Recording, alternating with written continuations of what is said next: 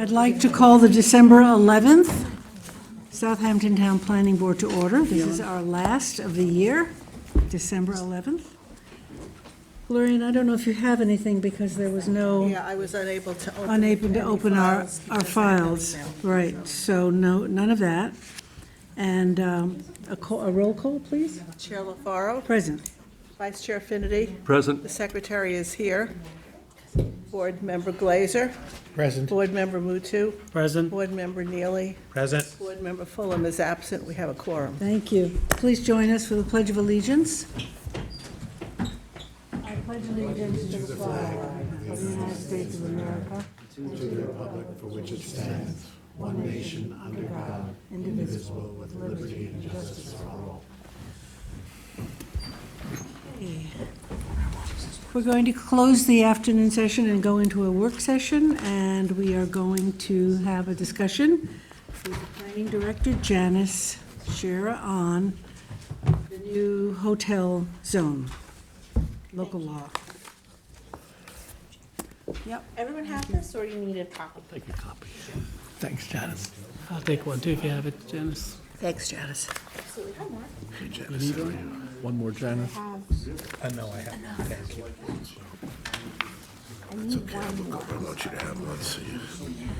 Okay, thank you so much for having me. This is also like a map, some maps Oh, good. that, Yeah. We'll pass them out. thank you.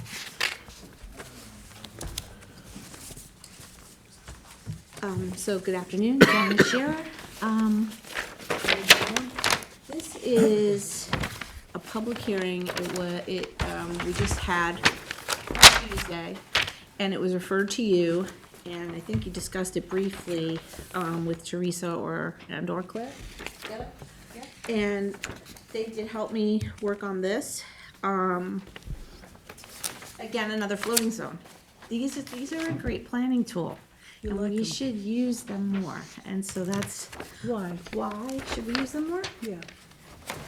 Because it's very difficult to understand the circumstances of all different lots across the town and put a specific sort of box around it and say you can only be this. Where in this way, you get to craft it, customize it exactly for where you want it to go. And it's left to the legislative board, the town board, but it's totally connected with this board for Right. the planning of it. I hear you, and I just wanted, because it's top of mind, Yeah. the PDD, which was also in a sense a floating zone, was retired several years ago. And one of the reasons it was retired was because it was developer-driven and not town board directed. And that was really a good evaluation of it, because the town board could have said, I'm sorry, we're not entertaining this application. It just doesn't work. But the developers got ahead of that and pushed and essentially took over the PDD. We were around for PDD, yeah. I mean, most of them that were written by me. Yeah, I'm right. very familiar with them. Okay. Sure. So I just want to make sure that I understand the difference here, because this is also a floating zone. Well, PDDs, so we have all these different planning tools, right? So we have overlay districts, like the Pine Barrens, that's an overlay Right. district, or Aquifer Protection Protection overlay overlay, overlays across all different areas of the town. But that's That's defined by an geography. overlay, defined by GIS, right? Then we have, or like coastal erosion hazard areas, that's like an area we mapped out. Right. So what we traditionally do with zoning is go, here's where all the motels belong, along this stretch right here in the motel zone. But that's not what we really did. Back in the day, what they did was said, oh, this is a motel, we'll call it motel zone. They zoned it After the fact? after the fact. They were already there. They were pre-existing at the time of zones. So all the motel zones are, and I know this because I did a whole study on this, are just lines around a parcel that had a hotel. They're not this comprehensive. Part of a plan, yeah. Right. Yeah. So that's traditional zoning where you say, or like highway business. You have highway business and you have a bunch of different uses that someone could do in highway business. Some of those uses are P, meaning we're gonna give you a permit to do that. Some of those uses are SE, special exception, and then we might allow you to do that. You have to meet all these standards and conditions first. And you, as a confirmatory board, decide whether or not they meet those conditions, whether you can implement those safeguards, Right. mitigate the impacts. You think of all that. It's fine. This way, the overlay zone it's there on the shelf. It's in the book. If we need it, we take it down and we can land it. If you don't need it, you don't use it. And it doesn't confer that right across the board. And that's the distinction that's so important. Because wouldn't we rather zone around what we want versus spend our time trying to stop something we don't want? You see the difference? The problem our board has, Janice, and it's surfaced in prior applications, is that land use, these specific land use decisions are made by political boards without firm and that criterion subject to the political pressures of that area. And that's what's going to take place here. I think that's what Jackie was alluding to. Well, I mean, the political pressure is none other than our community as well, right? Like the people that vote. So I think that's where our board, our town board has said many times, the buck stops here. We are we're going to make these decisions, but they are in concert with a comprehensive plan. Our comprehensive plan says small-scale tourist accommodations should be allowed in highway business. Well, where exactly? That's where we say, we don't know yet. We create a floating zone. And then we can go through this exercise of where to land them. Every civic and community group is going to point to this and says, don't put this here. Great concept, we don't want it in our hamlet. We have one group saying we do want, which is the Bordy Barn. They're saying, how do you make this hotel? They're behind it. They want to see it as a quasi-public space where people can still go and have a drink and meet somebody, for a holiday, whatever, but also other extended family can stay there. And so in some circumstances, the community will embrace it. And then you take it off the shelf and you apply it. And we still have a lot of ways to go with that. Right. Because even if they apply, not everybody likes the design. Or somebody might say it's too big or it's this or that. And we have to but at least there's a forum for negotiation. There is. Versus you get no, we need the 50 feet. And you try to do the negotiation and it just sort of derails. It doesn't, you don't have as much authority to be like, no. Why can't they be set up as special exception standards in the highway business zone? We tried that, and then when we mapped it, we found that you would end up with too many. That would not be embraced. There would be too many. Yeah. So that's the, Like triple the amount there. we asked for a baseline. Now, you just said something that was interesting we didn't know about, that you researched, looked at all the existing hotels, and that they're mostly pre-existing non-conforming. One of our questions was, do we have a baseline here from which we start? Yes. And is there a maximum when we stop? And so, because it can easily, I think, tip out of balance with developers saying, oh, the Hamptons, they're ripe for hotels, Right. I agree with you, and that's why we did it this way. So it's more discretionary. It's more, there's only so many, you see in purple, that even fit the bill. And then you'd have to drill down further. But it's an equal playing field. It's not just for one, right? That wouldn't be appropriate. We would, Spot zoning. right, so we need at least some that people can avail themselves to, and then it's case by case. Now, it's the town board that will pass, say yea or nay to these applications, correct? And then it's passed on to us, and we kind of have to make the best of what could be mincemeat, We have to figure it out. So, explain a little bit the function of the town board versus the planning board. So in this case, the town board is setting sort of the scale and density. So you can go from anywhere from 16 to 65, some number. And the town board looking at it will say, and all the reasons why, because it's got, whatever it is, the circumstances there.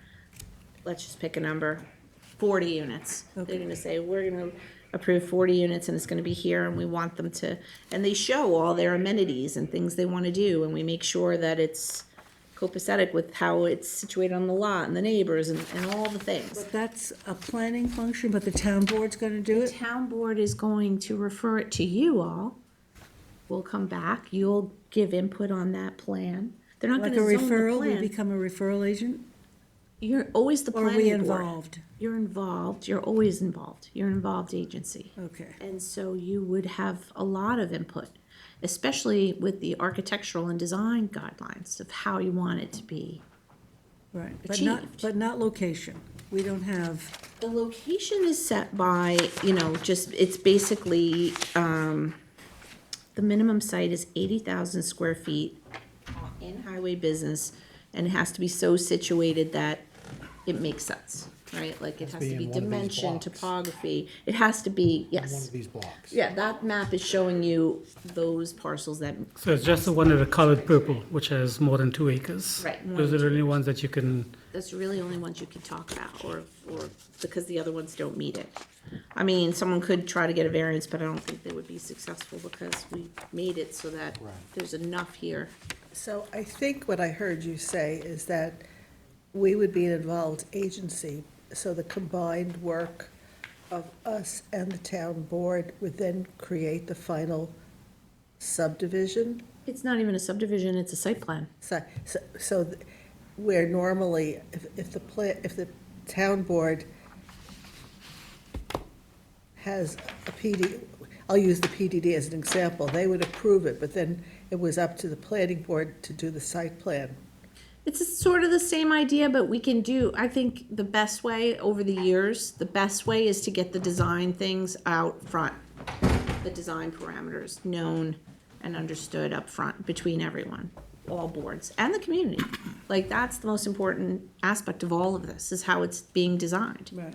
We're talking process though now, Yeah. because we want to we don't want to be in a situation, or we want to try to avoid a situation where the town board agrees to a particular project. They do seeker on it, right? Do you need seeker? They're gonna have to do seeker, or not? Not until the end, but yes, that's Right. true. And then we, as an involved agency, find it deficient and ask for supplemental, and then we're off to the races, in terms of, we're trying as a board to understand our authority. I mean, I know what we typically do, but when a town board approves a project of this size and complication, and it has a lot of planning issues, these are a lot of The planning. idea is to, work together. There's no reason why the planning board can't get input to the town board, who then could take that input seriously and manage that as a Well, we cohesive. will, on this piece of process. legislation, we're gonna have input, right? Of course, that's Yeah. what I'm doing here. Yeah. But they're going to make findings, and they're also saying, it says no development may proceed until the planning board has granted final subdivision or any other, site plan approval. We can expedite that process where you say, well, we've been through all this because we coordinated this review and we're all satisfied. Or you can start again and have like typically, in our, regs, it says like if something is the subject of a recent zone change, you can waive the hearing, I think, right, Claire? I could be wrong, but it's pre-submission. You don't have to do a pre-submission on something that just went through a whole zone change process, because obviously everybody's heard about it, talked about it, contributed it to it, right? So that change, for your process, they kind of skip pre-submission, because you've already weighed in, you've already seen it, they already know. Is that part of the statute? Jackie, That's similar part of the to- regular 33183 site. So similar to what we did with Mariner Housing for that pending request for a zone change, right? It got referred to us, to the planning board, and said, hey, we're having this, we're considering it as a change of zone, and what do you guys think of this project? And, we were prepared a very long report saying, hey, you gotta address this, and this, and that's all gonna be part of that process, before they decide to approve or not approve. Okay, in all fairness and in all reality issues, we do a lot of referrals, we spend a lot of time on the town board referrals. Right. And rarely is our referrals incorporated into a piece of legislation, rarely. And so it gets adopted as it is. Maybe one of our suggestions is, and I'm not, this is not, in an antagonistic in any way, but it's the fact. Then it comes back to us, and we then have whatever has been approved, and we're stuck with it, which is why we had a supplemental on that application several years ago, because there were questions that we disagreed with, we didn't think cut the mustard, and having this conversation with you is so important, because if we can avoid the process collisions here, it can be a comfortable thing. I'm not talking even now about, is 65 rooms too much? That's a big hotel. Why do they need a restaurant? Why do they need a swimming pool? All of that we can talk about. We're just trying to get the process down cold, because The process is no different than it ever has been. In other words, the town board gets an application, it's a work session, they decide whether or not they even want to elect to consider that application. So that's like step one, to say, it's kind of like the Supreme Court doesn't want to take up a case, they don't want to take it up, they don't want to will you be elect to guiding consider them it. in that sense? Of Because they're course. going to need land use guidance. We have to, we always give a report.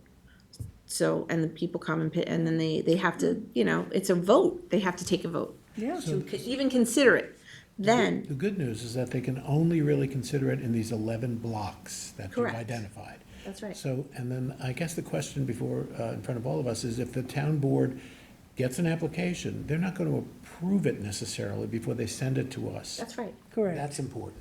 Correct. Because if we get an approved site, then that kind of takes away all of our ability to make any changes. That wouldn't be, Okay. that wouldn't be the idea. Plus that an involved part's better. agency. You would be involved, you would can't- be we have to be collaborated with. included. Yes, you'd be included. It's so limited by these 11 blocks, and within those 11 blocks, the size has to be, so it's fairly, I guess that's the intent Mm-hmm. That's of the this. point, is to so that it's limit not a this. proliferation, it is limited. You don't know that the people in those places even want to do this. But there's some, we can't just let it be just for one person. It has to have an equal playing field to some degree, like it can't be a class of one, as they call it. Yeah, that's fine. So, And if these become special exception standards, you could have like Macy's come in for a hotel to be redeveloped as a hotel. And then across the street, the 2 or 3 property owners could get together and merge their properties and put another hotel right across the street. You have to apply it to both. If it's a special exception standard there, so you could get a proliferation of like 5 hotels in one well, as area. you know, and one that's gonna thing be not breeds, necessarily attracts appropriate. another. You bet. You So you open the get one door. McDonald's, you're getting Burger King, right? It's the competition thing. So in the discretionary realm, the town board can say, well, we have one, we don't want to do another one, or maybe we'll do another one on the other, across town, or, kind of space them out accordingly.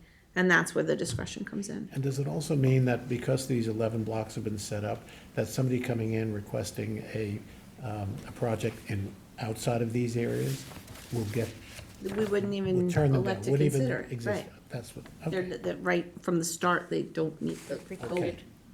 Okay, so the special exception standards, I just need one comment. Is there any way to beef up the special exception standards? Can we tailor them in certain situations, along what you just said, Dennis, that for this hotel zone, we can apply then another 4 standards, or 2 standards, or whatever? Because I personally think our special exception standards are weak. Well, that's the whole point, is that this would not be a special exception use. It would be like almost a conditional use by the town board. So it's not, the special exception standards, and I think that's a good comment to make back to the town board. The special exception standards still need to be revised. Like, they're still not, like, if somebody says, well, I don't want to go through the whole zone change, I just want to do, let's say, 4 hotel units on this 1 acre piece of property, then they would come to you for, under those special exception standards. So those standards reasonable? Not really. So, but, and that's a good comment, is saying we should work on that. We need Special to fix exception that. standards for this particular, A special I think exception you should standard say for in hotel general. motel generally still need to be fixed in so, as, we create our comprehensive plan and things along those lines. Like, where is it almost considered P to put these? These are all like conditional uses that are akin to a zone change, right? Like, that's what we're talking about for this. if somebody wanted to do, maybe it's not 4 units an acre, what if it's 8 units an acre, and they just want to come straight to the planning board? What's that magic number that we would assume, like, that's Right. okay to keep going, and just come straight to this board? You know, you don't need to go through a huge zone change process. Okay, so then you apply special acceptance standards? But those are our tools. Right. Those are our tools, and what I'm saying is, I think those tools are weak. So planning board, I do. I agree. So I do have a draft resolution, and the title actually needed to be modified slightly, which had some, you know, just generally supportive language, but I can add somewhere, the current special exception standards are weak. whereas the, Are weak. And need further refinement. How's that sound? Janice, there's also a certain amount of benefit of having a pre-submission conference, because that's when the referrals are done. Let's say the Trails Advisory identifies a trail opportunity in the corner of the property. We have the ability then to establish buffers. It's sort of the nitty-gritty of a site plan comes out of these pre-submission conferences. So I don't know if there's a mechanism to allow, once this is granted, to allow us to have the pre-submission conference or not. Well, is it that they can request the waiver of the pre-submission conference, or is it that it's automatically? Oh, it's automatically waived It's if you have a automatic. zone change. But Because in they this just is- went through that all. So that the time to comment on that is when the town board undertakes one of these, will send referrals to everyone. You, the architectural review board, the trails advisory board, the ag, you know, who knows where it is, depending on who's involved. Is there a process, Landmarks. a legitimate, because we have a template, we have a process. Yeah. And our staff guides us through it. yeah, but for pre-submission conference, we don't send to the Trails Board, and we don't send to some of those other boards. It's just generally that engineer and the fire marshals that we send. Is there someone else, Claire, am I missing someone else that we send Trails, for pre-submission conservation. conference? When we're dealing with, Right, for nobody. SECRA, we're gonna refer it to everyone at the town board level, and I can assure you of that because it's me, my office doing it. So long-range planning refers it to all these entities as part of SECRA. So Not once as this part of- approval is granted, we go right to site plan. Yeah, yeah, but you've already Public weighed in. hearing, other public hearings? Of course. At the There's- town it's a board zone- At the there's- town board at level, the has town- it, at the have there planning board been level as well. hearings, public hearings on this? Yes. Has there been comment? Yes, there's just, actually, it was on the other night, and I It was can't on remember what Tuesday people night. There said. was some concerns about, you know, same concerns that you have with whether or not it would be developer driven, and what is the difference between establishing through special exception standards versus a floating zone. And I think we've talked about those concerns and tried to address those concerns. And they'll be incorporated into the legislation? It hopefully? already is. I mean, the truth is that someone comes and asks, hey, can I put this hotel here? Here's what it's gonna look like. And if everybody goes, oh my God, not doing that, then it's over, right there in the first instance. Okay. Versus all the things that have to happen for you to get to a denial. The town board can just be like, we're not even entertaining it. Okay. At the same time, if they would like to entertain it, because everybody goes, we wanna see this here. We want the Boardy Barn to become this hotel because we think we can still go there and have a good time. And everybody's in support. I can't tell you how many people are asking me, when is it gonna happen? But there's no path because they're in highway business. They don't have the law, the way the special exception works will only allow them to have 4 rooms. Like, it doesn't make any sense. I understand. We are often at the effect, look, we had a 15,000 square foot maximum highway business, right? That goes up to 18,000, 20,000 square feet because they go to the ZBA and they get a variance. So there's no variances here? No, Not it all much- comes down to coverage. It's still the same coverage in highway business. But they don't have an opportunity to, Oh, that was right. They were talking about underground, like parking and such like Yeah. that. And that is allowed, unless there's some legislation to not allow it, or high groundwater. It's very cost prohibitive in places of high groundwater to do even So underground anything. if variances were necessary, the ZBA would be involved, an involved agency. And the town board could say, you know No, what? they don't need to be involved in the town board side, because the town board is going to set the zoning for that particular. okay, so the developer comes in and says, look, 65 rooms, I mean, is it 65 rooms? What is it, It 60? can't go beyond 65. There is no zoning board again, because this is a legislative. 65, floating zone. 65 rooms? Rooms. Rooms. Rooms. So that's like, say, 2 in a room, that's 120 people, X number of cars. You've mapped all that out, right? Right, but what if they have 10 acres? Oh, okay, now, listen. They Well, can have more than 2, but they can't have less, but they can have a lot. They can have 10 acres and 65 rooms and grounds to roam around on and during your stay. One of our comments, these are not our comments, right? This These is, are just draft, real. The only comment I have Because right now our- is the current site plan, special exception standards are weak and need further refinement. but we talked briefly about a 65-room hotel is not a small hotel. Right. It is not. And so whoever's. It is actually in the classification of hotel world. Right. Like, they have their own, for insurance purposes, how to classify hotels. That number is not arbitrary. It comes from that, and actually, that goes up to 75. We just capped it at 65 because we felt. Well, like we because, needed but this is a something else. unique area. I mean, that's like small saying hotel. every horse farm is Ags and Markets, you know? The east end of Long Island is tiny and getting smaller by the minute. And so So do you find that you would ask for a smaller room? yes, amount? I would. I don't know how the And rest what of would that the. number be? It says small scale. What is, give us, do you know what the size hotels that exist now? How many rooms, for instance, at the Hilton Garden Inn in Riverhead?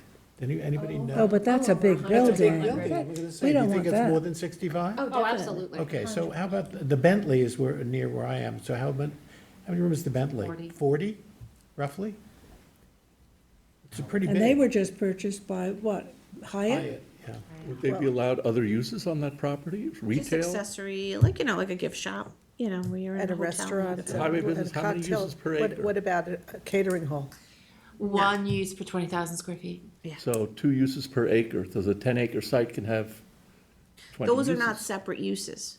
Accessory to a hotel are not hotel- falling under one per, because they're accessory. So you can't count a swimming pool as its own thing, it's accessory to the hotel. But couldn't they have other uses if it's a larger parcel? Couldn't they do some retail, have some other? But like, we're talking in speculation world, a lot of things, you're not seeing anybody ask you that right now. So Oh, I would ask- can there be a gift shop associated with a hotel of a certain square footage within the lobby? Yes. Can there be, this whole other retail establishment? No, because retail's not even allowed in highway business, and you know that. But I think an applicant could argue that having a catering hall is an accessory use to a hotel.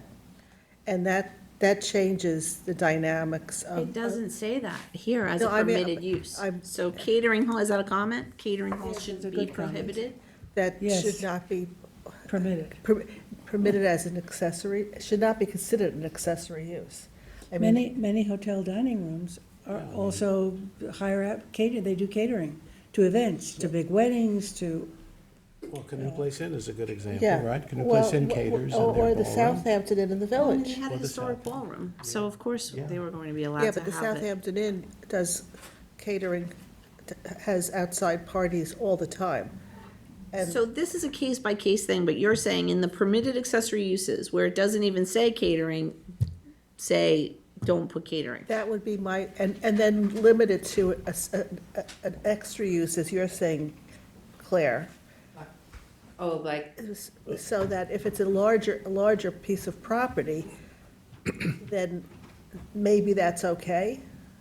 But I'm concerned about the number of rooms and the number of uses in a 2-acre parcel. Right. But it could fit, that's the whole point, is we can design it. If it gets too big, it doesn't make sense anymore, and then the answer is no. Well, that kind of goes to my question, because the line that I'm looking at in here is 330-34.7A. The town board may delineate within the zoning legislation specific dimensional requirements necessary to achieve the overall site development and shall designate the final number of units for hotel density within the district. So, like, which comes first, the chicken or the egg? Do they decide on the number of rooms and then the dimensional requirements? It sounds like they can You're gonna vary the see dimensional requirements by each application. Yes. How can you and- tell? That's what I'm saying. It's not a one size fits all. It depends. So It's how do they hard decide if 30 rooms is appropriate or 60 by the layout, rooms is by appropriate? looking at it. Well, How do you know that it's when people say that's too much or that's not enough? You have an intuitive sense when you look at a plan, and you will be asked to look at a plan to say, yes, this You also fits. have to recall, it's gonna be limited by parking, Well, I was just septic, gonna ask, are they gonna impervious take, coverages, the all town of those board's gonna things. are take parking into account, Absolutely. they're gonna take through lanes into account and turning I think they- radiuses and. I think We're it's, still all the same, we're still gonna do all the things. It's just that we're gonna start as a zone change process, but all the review things that we all know and love are still going to be part of it. So on this 10-acre site, you can build that hotel, 65 rooms. And then 2 years goes by, and now I want an Equinox gym at the other corner of the site. We can do that, right? More than 2 uses. And then I want a Sleepy's mattress store on the other Necessarily, parcel of the site, because it's all speculation. It would have to But say you're what's allowed the to- No, but traffic we- what about impact, where limiting is the it? use? We have to anticipate, Janice, Yeah. you know, that's long-term planning. So Of course I do, Yeah. but this is a hypothetical scenario that's not actually we can happening. place limitations. If that's the parcel, if it's on one parcel, then that's the use. If it's a 10-acre site, you have your 10-acre, you have your Store. motel, and then you have only, any other uses on that site should be accessory to the motel. So you can't put in the Equinox gym. It has to be It says, the gift town shop. board and the planning board shall have the right to require that the applicant or owner execute agreements and covenants as it may deem to be required. Why not This- write them to the This code? is a negotiation, of course. So there's nothing in the code that says limits the accessory uses. Yes, of Is there- course. We always have, accessory can't be more than 30% of use. So the area, We just heard 2 uses, and I knew no, 2 uses per that's acre. primary uses, not accessory uses. So in a Right, take, primary. 10-acre site, could have 5 primary uses 10-acre Okay, site. the You motel? would have 20. and 4 others. 20, 2 uses per So acre. so I'm reading the code. So there's a little loophole here, so it's good to discuss it. But each use that you have to, that they try to add comes to you. And you can say, well, this is overload for the traffic because now you're adding whatever you just said, a Sleepy's and an Equinox gym, Yeah, that's the we- traffic of these we things. can- we can It's say still it- under your purview to add those additional uses. But- This only pertains to the hotel use. That's not what we deal with, Janice. We deal with an No. attorney waving the code in front of us, saying, I've got 4 more uses here. What's And I your want my comment, Sleepy's though? mattress store, and oh, here's a Sleepy's, here's data on Sleepy's, and how little, how benign the traffic is for that, for this use that I want. Right, but they also have to, again, account for septic, impervious surfaces, My home Sleepy's doesn't parking. use any septic. One But little like, we're employee's bed. debating over a hypothetical Sleepy's, but we're Well, why supposed don't to be we talking limit- about a hotel. Why don't we limit the parcel, if that's your use, To hotel to the use motel? only. So if you have a, That if you have a says 10 acre. covenants and restrictions, the town board and planning board shall have the right to require they agree to something. So in the case of, well, you can have this, but you're not getting a Sleepy's, they would say, we're not gonna do the retail component that we're entitled to, but if you just give us the however many units they are The more, talking I about. think Okay. the more you write into the code, well, go ahead. So I think It's that's, I impossible think to that's a know. distinction. Janice wants to keep it loose, right? I get the sense that you want to keep I don't know how it. to tighten something that I don't know what it is yet. Yeah, in this So you town- have to create it and then say, Janice, in this town, that's a formula for disaster, I'm sorry. Because I think you're going to have aggressive developers, once they see they can do a hotel, and then we're going to be left with the burden of making it work in communities that are already overburdened, roads that are overburdened. so do you, So would let me- not like to support this? Like, I have to get to the end because you have people Well, here. tweak it. So If- tell if me a- what if you a would like. motel is Tighten granted it, on a tighten parcel, it. if a motel is granted on a parcel, any additional uses on that parcel shall be accessory to the motel. So they can't come in and say, I've got the 4 other uses on the highway business zone, and here's the code. All other accessory uses shall be Should be- accessory to the motel. Should, yeah, it's specified. So The gift shop, the restaurant, somebody could argue that's some kind of taking, but I guess not if that's what they're No. agreeing to. how's it a No, taking? because if Because they're, if they have the right to, let's say, and the parcel's big enough to have 4 primary uses, and one of those primary uses, let's say it's this 20-acre gigantic property, And Do one of you those have that here? uses, Are they the- are these wanted, parcels no, 20 well, you acre? wanna talk about hypothetical, right? So I'm in hypothetical. If No, you no. wanna talk about that, those are ones that we're talking And about. what's the biggest size of these lots? I don't can't know, remember. I don't remember. Yeah, I'd But in have to look theory, it you up. could buy 3 lots and merge them. How many lots, Strawberry field lots. how many lots have you laid out on this map for hotel I'm sorry, what? possibility? How many lots have you laid out? I think it's like 11. What many lots have we laid out? Are So you've there got individual 11. lots What we within do a, is do a GIS search on lots that are 2 acres or greater in highway business. That's all that map shows. that's all this That's is? all that So is. that's Lots that are 2 acres or less? And they may already be. Greater, not less. And they may currently be developed. If they- Yes, anything that's. In 2 the acres existing or zone, greater. so highway In Highway business, business, just to right. get a sense of what are we talking about here. Okay, so I come in for a lot here in one of these units, and I want to put up a hotel, and I meet the requirements. And yet everything around me is unrelated, in a sense, to hotel use. But it's highway business. So the way you're, Yeah. it's just like, you wouldn't have these uses in, like, office use is one of those primary uses you could have, but there's office related to the hotel. So we would count that. It counts. Do you get the sense that developers will come in and buy several of these? No, but again, it's still capped at 65, right? What? Still gonna be capped at 65 total units. So even if they bought 20 acres, the hotel could only be 65. I have issue with the 65, Okay, really. And what if it would comes, your if it comes from a preferred number be? universal formula, I was gonna say, is Or- there any value to putting something in there, maximum of 10 units per acre? And I'm just throwing that number out right, so there, it would be but 20 for a That's what we 2 acre have lot. now that's not working. Who says it's not working? You have 1 per 11,000 in the code today, and it doesn't work. And 1 that per is why. 11,000, that's but 4 he per just acre. said. 4 per acre, you're saying 10 per I acre. just threw 10 It's out there. It not could gonna be work. 5, it could be 20, I'm just threw saying, should 10 there out be? per acre, This is not apartments or housing. This No. is a hotel room inside a but there are structure. lots of boutique hotels that are 10 rooms, 12 rooms. And they are thousands of dollars. So then this purpose of this is to create like hotels for the average person or family, Well- not necessarily the 10-room boutique, $1,000 a night Rose hopping. But Janice, those are the Marriotts, the Hyatts, those are the people who can, because of numbers, scale, charge less. But do we want that? Do we want Hyatts and Marriotts? They have these, the Indigo people who want to do the Boardy Barn, want to do some kind of, they have like, it's called like tapestry collection where you can do one that is befitting to the context of an area. So they're sort of like, All the chains have they boutique. don't like have a boutique franchise brands, formula. right. They let I mean, there- you design it in a way that makes There's sense. certainly value for, hotel accommodations that are less than $1,000 a night.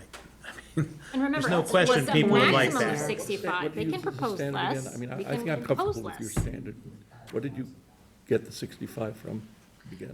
The industry standard for hotel classifications themselves. So it's 16 to 75 actually is what is their consideration for small. And then it goes from 75 to, I think, something, maybe 150, I can't remember exactly, is medium, and then they have large.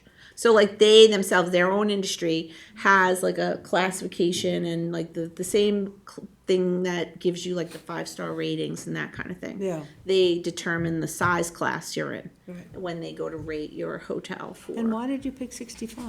It was less than 75. I know the Boardy Barn wants to do 62 or something, so it was like, I'm gonna say 40 and they want to do 60 and then it didn't do anything, and we're not getting that. Driving it. I mean, the Boardy Barn application seems to be driving the regulations here. People said they wanted it. We can just do it just for Boardy Barn and then be accused of spot zoning.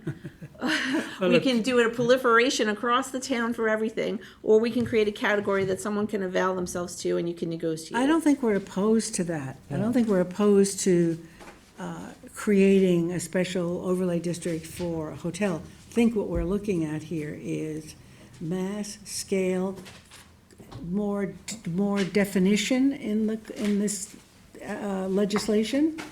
So it says, buildings shall be architecturally compatible in terms of scale, proportion, and style related to community character, objectives, and context in which the project is located. We're always fighting corporate design, right? Look how many years we fought McDonald's before we made some inroads. So if you get people in here like Indigo, like Marriott, like Hyatt, pockets. like whatever, So you are think they that gives limited us- to 2 stories still, like across the town? We're not gonna see a 4 or 5 story hotel? Janice, what about starting with Enough like a teeth. lower A amount lower of number, 50, or and then 40.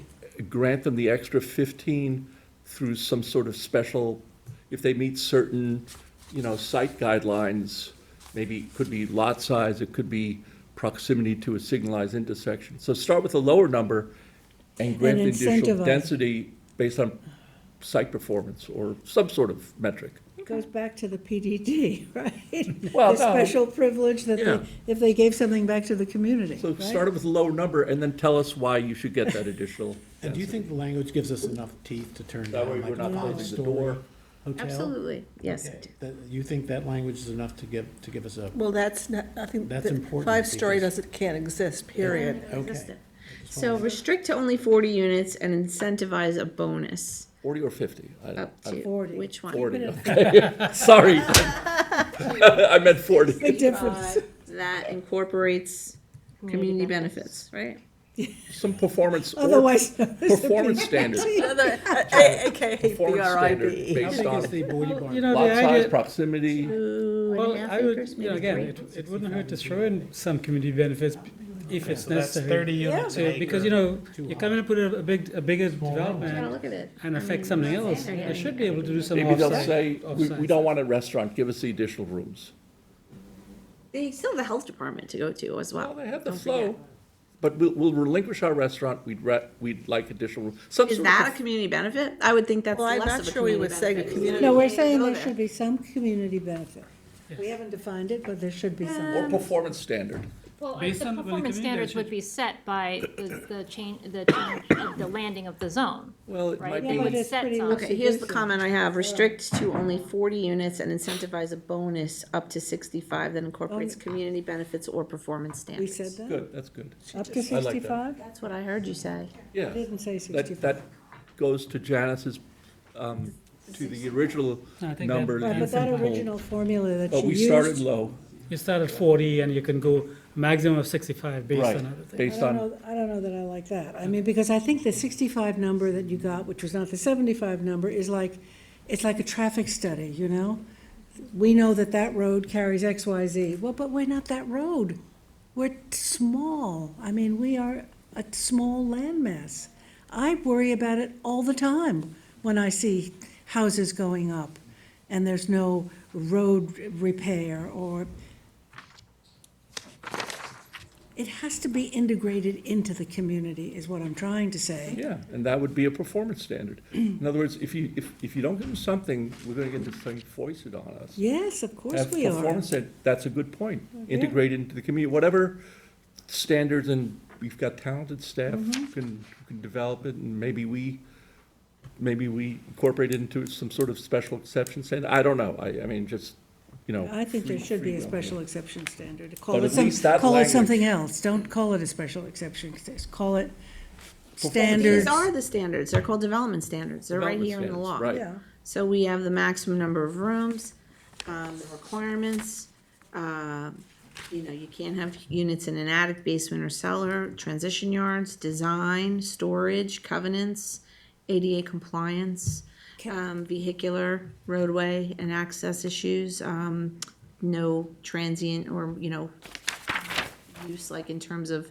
residential, you can't, Yeah, convert can't to convert. any kind of apartment. Can it incorporate workforce housing or no? No, definitely not. Workforce housing. That is not for this. Janice, And- is there something in there that refers to retrofitting? Because I can see developers buying a property and say, we're gonna retrofit it, we're gonna turn it into a hotel. Then what? There was something. Is there something in there? Where was that part about? That might be a benefit, though. Is that a bad thing? That could be a Yeah, that benefit. might be a It's benefit. historic building. I think that you. There was something about, Lennon. Find it on the spot, but there was something about like adaptive reuse is encouraged. That's a good thing. Yeah, I think that's Maybe it. pull it out as a special thing, Janice. Oh, it's a comment, adaptive reuse.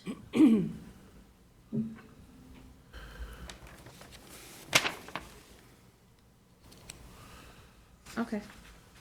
Any other And comments? just to be clear, Janice, the overlay is gonna be strictly these X number of properties that is currently shown here, that's 2 acres or more, not necessarily the entire HB zone.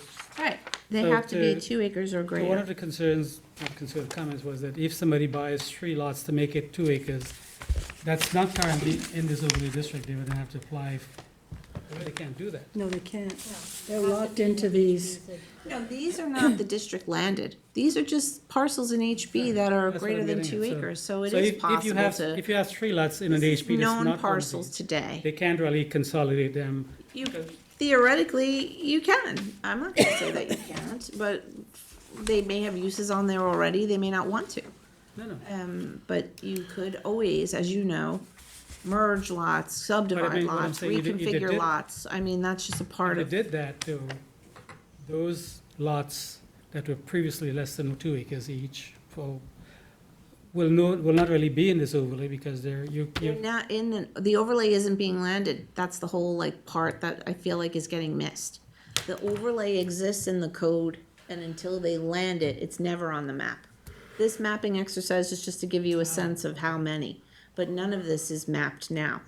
None of it at all. Because it's not going to be. Until the town board lands a zone, because there's an application, because they want to, and everybody else thinks it's a good This is the- idea. This would help someone who might want to consider doing something in the town. You hand them this map and you say, you've got to Or you find might- This something. map is just for our own secret assessment to say this You're is a right, level that playing was- that field, this was just makes sense, maybe you not know. fully understood. It's not being landed now. These are not new zoning areas. They're not anything. All it is a tool in the town board's toolbox that if something comes along and they love it, they can land it.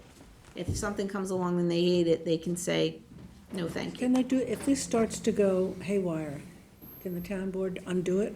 They don't even have to say yes. They don't have to even say yes. It's hard It's to easy not to say yes repeal. without if a you lawsuit wanted to. being I was just gonna waved in say, your you know, it's easy face. to say that You you don't can even say need a yes. moratorium because it's not an as-of-right activity. It's a zone change. It's a very much discretionary act.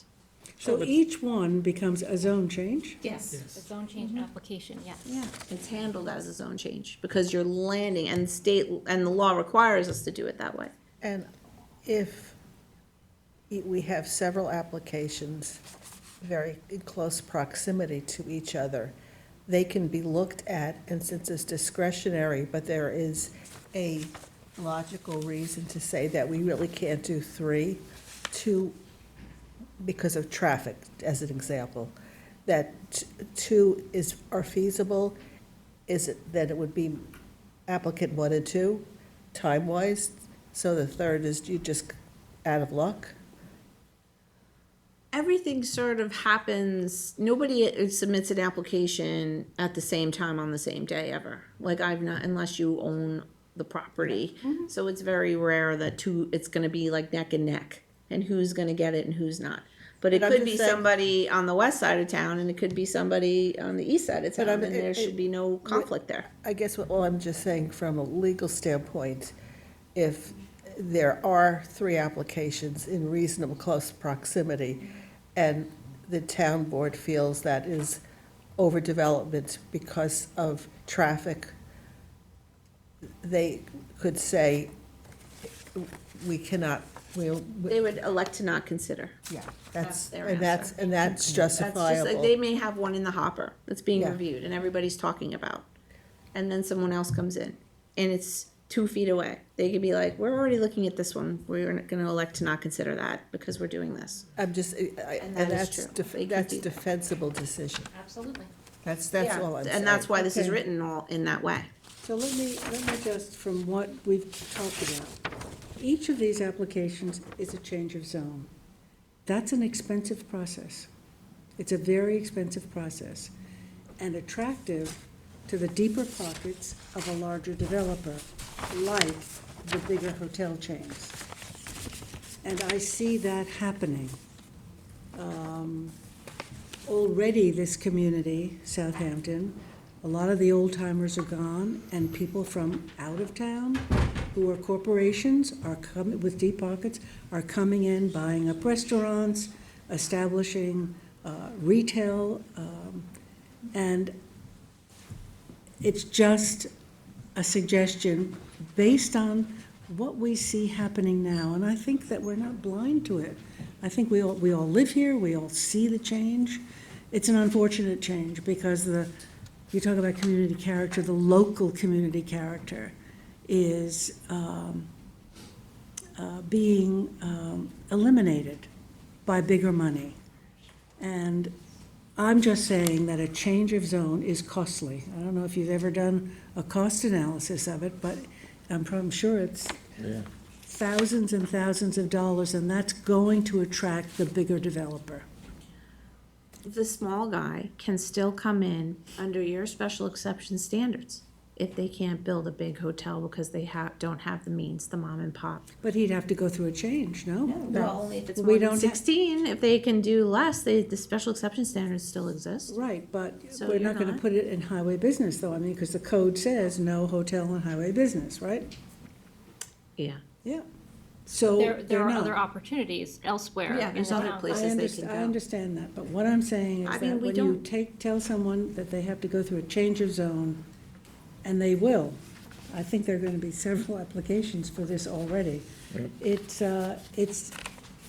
We have to tell them to go through change of zone. Like, that's what the case well, law that's says. it, because. It's required for a Because floating we've zone. restricted it, yeah. So a floating zone requires like a zone change procedure to Yeah, land it. I And get that's it. just the way it is, and we can't do anything about Yeah. that. I think it's just as expensive potentially to go through just the planning board process, or going through a ZBA and then planning board So process. you've got two boards here, so I think it's expensive.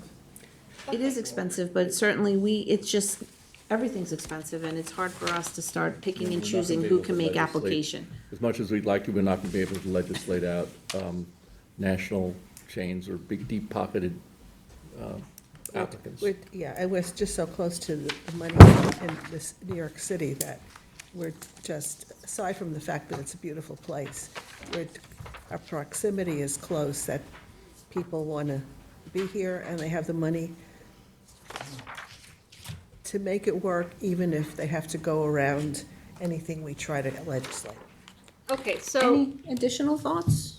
just to summarize, what I have is the first two whereases I was gonna keep, whereas the legislation is designed to enhance the resort and tourist economy, blah, blah, blah. And then based on the comments, it says, whereas the maximum number of units, whereas the planning board recommends the maximum number of units be limited to 40 units. However, the applicant can, I have all the language here. we can incentivize a bonus of up to 65 units, provided that the applicant provides community benefits. And then whereas adaptive I think reuse she of the had existing. another, Let me just, I'm sorry, let me Well, take well, it from we'll strengthen. Can we Yeah, see it's it before mentioned we vote development on it? standards. Yeah, Can we you have just time. We type it up. and- Yeah, and. But these are the just Yeah, checkbox quick, not whereas, that you said the current SE standards you'd like to refine, and they need refinement, they're still weak. You were talking about the catering hall not being a permitted accessory use. You agree that adaptive reuse is a good thing for historic structures. All other uses on a parcel should be restricted, primary uses. Yeah. Restrict, like Teresa was just saying, the 40 to 65 would be an incentivized, performance-based. right. And anything designed has to be well integrated into the community. Yeah. Should they be considering some kind of a marker of number of units per acre? Oh, yes. If they do if they have 6 acres, then 60 units is not so bad. We tried that, when we tried so many square feet per, so many units per square feet or something like that. Something. And it really is arbitrary, like, we can't, Yeah. Well, have you seen the plan for Indigo already? You must have seen it. yes, they brought it to the town board and you, I yeah, think, it and was, the it was in community. Newsday. Yeah. We haven't seen it. So it's 60 units on 2.5 It's not acres? even, that's It's- just their like concepts, we need to really look at that. We haven't seen it at all. Yeah. Yeah. All right. Hey, could you explain why the minimum is 16? Why don't you allow a 10-unit operation to open up in the highway business district? I don't know. I just took their standard, like an industry standard. let's make our own published standards. standard. You wanna just make up a standard, which is. Make up our standard as to what we That might think, like encourage the Tom smaller said, groups. 10 units per acre. No, so that's your final comment, don't limit it, don't have a lower end, lower end, it should go from 0 to. It might or encourage, one. right, a 12-unit operation to open up Yeah. a small one, which is One fine. unit motel. 1-unit motel would be Also different. known as a house. Towns in California that have Airbnb. really nice House 12 in unit, July. 12-room boutique hotels, they're fabulous. A house would go with a one-room hotel. Yeah. Many of the houses being built right now are hotels. Our hotels, that's true. True. They all That have is true. separate bathrooms and from their, and bedrooms and. When's the meeting in January? We nicknamed the ones at Meadow Lane. That's fine. Occupancy. Yeah. We'll have it to you to vote on for January, the first meeting in Okay, January. great. And if we have any other ideas, we can let you know Yeah, sure, of course. when our emails work again. Sorry it takes so much time. No, it was important to talk about because Absolutely, it's, we wanna get it right, so it's. we want to get it right. Incredibly helpful. Good. Yeah. Thank Good. Thanks for having me. Thank you, Janice. Thanks, Teresa, you want to go into Norris Lane Meadow? Yes, please, if we could, my items first, North Lane Meadow. I handed out, I think, the resolution for North Lane, Still in did I work not? session? No, Oh, sorry, closing work session, back in regular session. it was in the packet. You handed out You the did Norris not Lane. hand out. Yes. Number 11 is off the agenda. And, After this one, can we get And, her um, to just try us the East Drive? and number 4 is off the agenda. After this one, can we do, Sarah and the East Drive, East explanation, And the, East Drive? East The Drive. new minute track, the new minute we track. scheduled it at 4. Did they not tell you? No, that was your emails. Okay, That was at 4. This is East Drive. But after this one. do you have any other time? Can we push you off to East 4? Drive is starting today. I know that, but I've got applications that I want to get through. Can you come back? Just tell me. If you can't, fine. Unfortunately, I can't because I actually am clocking out at 3:30, so I will be over my time. Okay. Go on, so let's speed it up. So, this is 173 Norris Lane, it's a final subdivision, it's, been renamed to Norris Lane Meadow. We had a public hearing on October 23rd with a 10-day written comment period. We had a pre-app, and it says the planning board adopted the pre-app on March 27th, 2025. The health department gave approval in June 2025. The final subdivision map prepared by Jeffrey Harder, dated last revised September 10th, 2025, has 2 lots in excess of 40,000 square feet in a R40 zoning district. It's a type 2 action pursuant to SECRA. And then we received referral comments from the town engineer requesting a 3-inch drainage rainfall accommodation, a covenant, and, I feel like I have 5 copies of this. I thought they were different. and then No, to go down. Conservation Board also provided comments supportive of the large trees being planted along the streetscape, and endorsing the use of pervious materials for driveway construction. Fire prevention also had some minor recommendations, generally consistent with fire code and driveway standards. We received a memo from Trails saying that it found no trail implications. The fire district did not have any concerns. The health department had various comments, mainly that they had granted approval in June of 2025. And then, so the be it resolved is the final map entitled Norris Lane Meadow, prepared by Jeffrey W. Harder, dated last revised August 16th. Ooh, that's wrong. I'll have to correct that. I'm sorry. That date is incorrect. I'll have to fix that.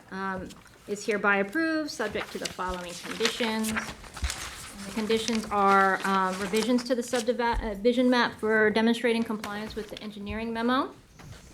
Showing the postal delivery house numbers for each lot as obtained from the assessor's office, compliance with the requirements of the town engineer prior to final signature, letter of acknowledgement of receipt from subdivision regulations with respect to inspection of drainage construction. There does say common driveway, that needs to come out.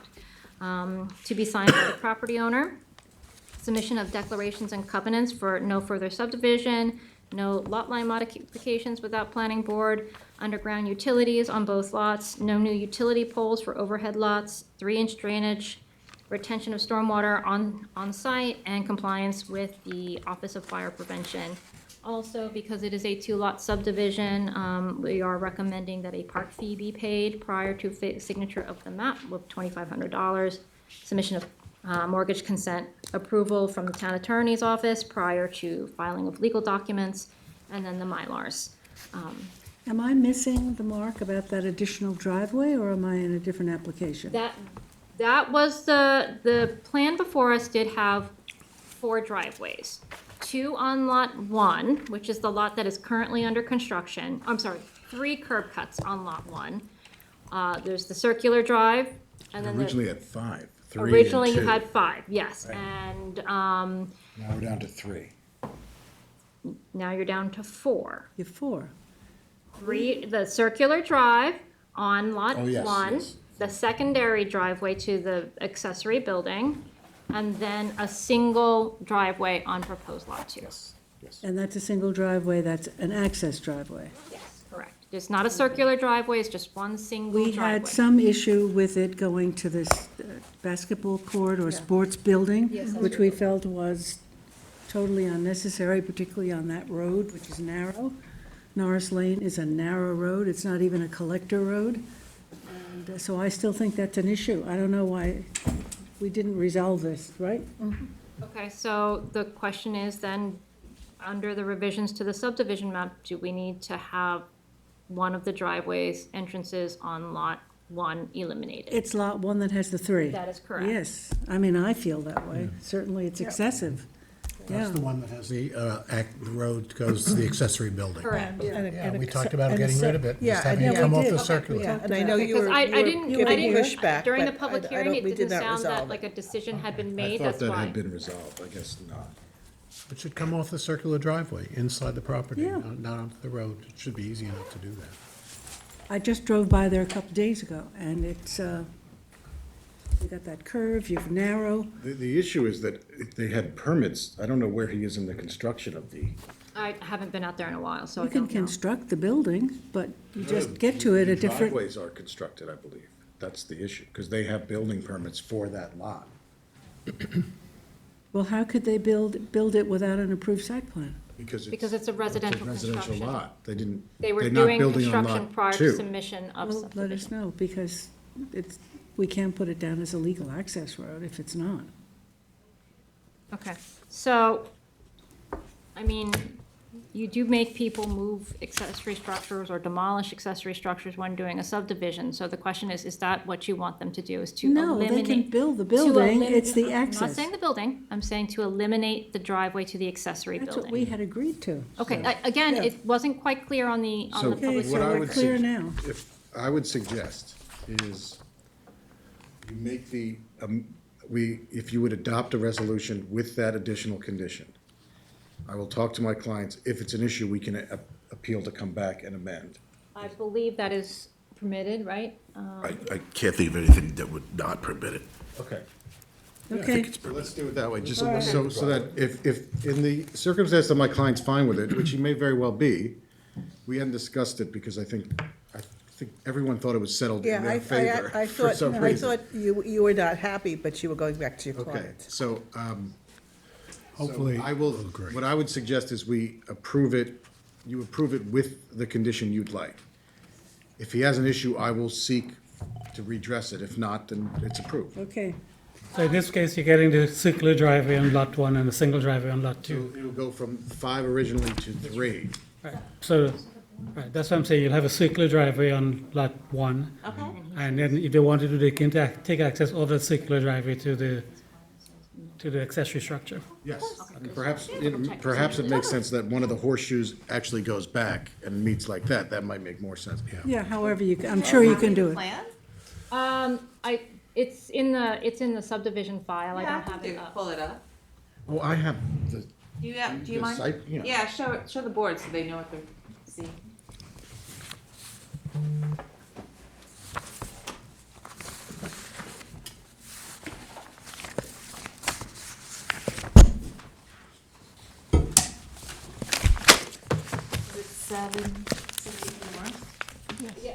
Yes, I think, North Lane.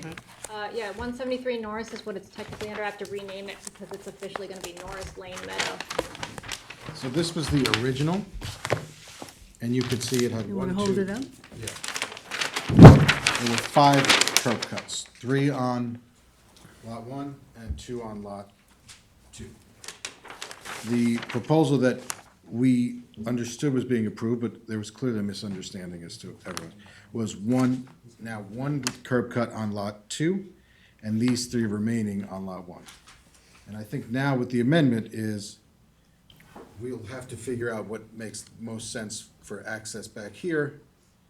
And this will be reduced to 2 and 1 on Right, so 3 altogether. 3 altogether. Yeah, that makes sense. Yeah. I think what happened is originally during the pre-app stage, we were like, definitely not 2 on lot 2, but we have to talk about lot 1 when we come back. Okay, we And did. then- So And then we we did. did, but it wasn't quite clear what the resolution was. Okay, so now it's clear, so I have to have a motion to adopt, motion by Dennis, second by Tom, all in favor, opposed, abstentions, Everything today. 6 in favor, 1 absent. How long? Was it unanimous? Are you Yes. unanimous in your opinion of that? Yes. Yeah. Yes. I just want to Yes. convey. You want me to revote it, Carl? No, Why would you question it? no, that everyone wanted the reduction in. Why would you question it? We had a conversation and we had a vote. He Yeah. wants to tell his applicant. Unanimous, but one person is absent, Yes, that's. okay? She would have voted the same way. That's unanimous. So that's you. Yes, it is. Okay, all right, good to know. Thanks, Carl. Okay. Claire, Sorry, what? did you sign on here? Yeah, I did, because Someone else signed on here before? Was it was, you. Anthony. I have it, I have it. How long is this gonna take, Kristen? Oh, you wanna just go to East Pride? Yeah, it's just an overview. Oh, I don't think you, okay. Good luck. I hear Didn't want I hear that this now. sigh coming from. Sigh. This is the dates for next year, I don't think you care. Shoot the message. The dates for next year that we're gonna adopt today. Zing. I'm gonna Maybe he sit, cares. I'm gonna sit in the audience. You don't want to take it, I don't think I do, but just to be sure, Those are thank the you. dates, we'll adopt it at the end of the month. Dumping us, Yeah. Wait, really went, got as far as October. dumpy. Okay, you're on. Hello, my name is Tara Cody. Some of you know me. Thank you for allowing me to speak to you today. We typically use a program called Minute Track to do our agendas and minutes for every board. That program is about 20 years old now. It's no longer being supported. So we're moving to a new software suite for our agendas and minutes management.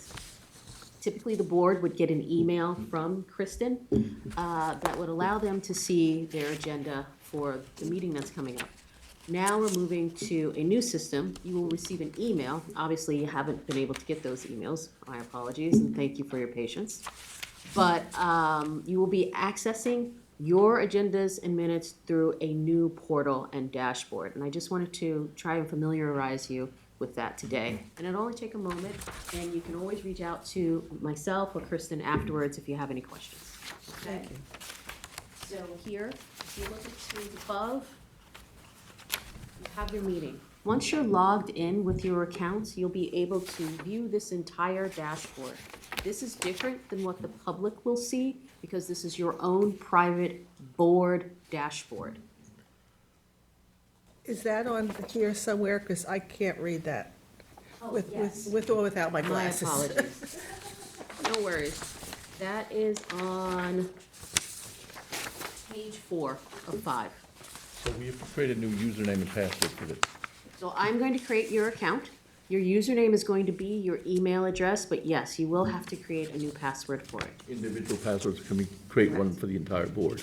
Individual passwords, please. Gotcha. Is this the same password as we use for email, or does it have to be something different? No, you can use your email password if you're more comfortable with that, absolutely. Yeah, I used to say.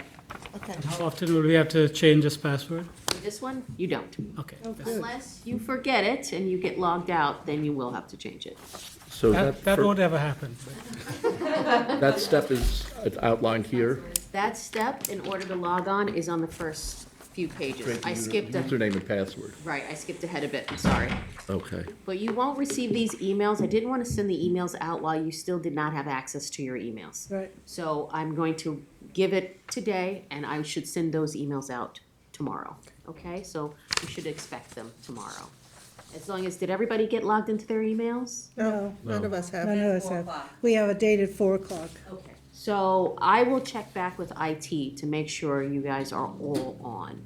I won't before be on send until those next out. week, she told me.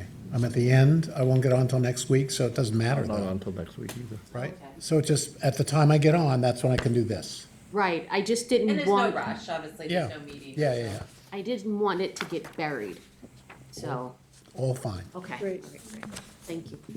So if you see here, you have two different types of agendas. You have a plain agenda that will only have the titles for the agenda items, and then you have a full package, which is what you all use as your board agenda. Now, that agenda, it's not open to the public, which is why we have this dashboard that you're going to interact with, so that you all will be able to see all of the attachments, the site plans, the surveys, and so on and so forth. If we click open.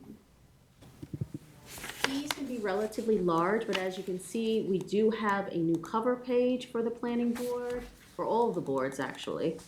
This is our new cover page. And this is what the agenda will look like, its body. We got this week. Oh, okay, and you were able to click on your No, attachments? well, it was sent via Oh, you were PDF, through a okay. PDF, so it looked like this, but it's not the new process.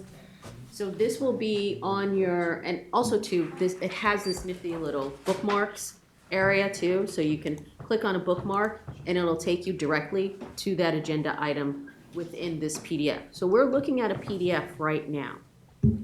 The other thing I wanted to show you as well was what the public will see. So the public is going to be able, they won't be accessing it through this portal just yet. We won't have the real portal set up until we go live with the town board. But they are going to be able to interact with the few boards that go live before the town board in the old portal. So if they go here, they'll be able to click on each individual video link, and that will send them to an interactive dashboard. That's great. That's like the It's good. Southeast town clerk website where you would see all the agendas and you could click on Yes, the full agenda and then absolutely. the video. One of the wonderful things that we now are going to be able to have is we're going to be able to have HD video. So if I click the meeting video right now, of course, you're going to see my screen because that's what Kevin's showing. But if I expand it, you can see it's HD. It's a really nice, beautiful, clear screen. It's phenomenal. I love it, as you can see. Right. One of the things that I do want to also highlight is once Kristen has been done and finished with her minutes, once she's recorded all of the votes, what the public will be able to do is go to this interactive website and be able to click on each individual item and be able to download any attachments that the planning staff chooses to publish, would be their adopted reports, only the adopted reports, nothing in draft. But we also have the ability to timestamp. So if you have an applicant that's only interested in their application, they can click on their application title and go directly to that in the video. So that's another improvement. Nice. Any questions? Yes, on the beginning of my page, I'm reading, step one, upon creation of your account, an email will be sent. How is that account created? That's what I'm going to do. Oh, But you're I gonna did- create it now? Right, I didn't want to do that while you didn't have access to your emails. Okay, Yeah, so you're gonna do that now? well, you No, said as you're soon as going next We week, don't have access right? to our emails. I'm still on my email till next week, yes. Oh, okay, great. So then, yes, I can do you. I was going to go upstairs and get a list from IT to see who was being moved when. Okay, so we're gonna get that now, Yes. gotcha. Okay. Okay, any other questions? That's it, Carrie? So we'll be able to see, we won't be getting an agenda package anymore by email. We can see the agenda directly from this. Yeah. Yeah, Once we have access to the site, we'll be Which able will be- to scroll which will be around much and better. learn it. Before, we'll be able to Yeah. get the packet and the agenda. See a real, Right. Yeah. Yeah, which will be much better than having a 26 megabyte file. Thank you. Yes, no more giant files. So it'll be sent through eScribe, the link. Right. I'll send It'll you. tell us it's now available. Access it. it'll be an email to your Right. email, it'll say it's published, and then you'll know it's ready. We'll know what to go on eScribe. If you see It's on, eScribe instead of Outlook, it's just switched it. but yes. Is it a link in your email, or do we have to go to an eScribe application? So it's a link in your email, so you're going to get an email notification from eScribe that says, a meeting is now available for you to view. So it's just click on, no different than clicking on a PDF or, Right, except it's just going Just to that's go diff- to this web interface Yeah, instead of a okay. PDF. Yeah, So instead of yeah. the attached Yep, agendas, it will be good. that. yeah. Okay, thanks very much. Well, thank you very much. Thanks, Tara. Thank you. Do we follow, how do, what's next? Are you coming back or? No. Someone's coming at 4 o'clock. She's Oh, just the okay, E-Trek. gotcha. Use the eScribe one, and Like, then, don't go.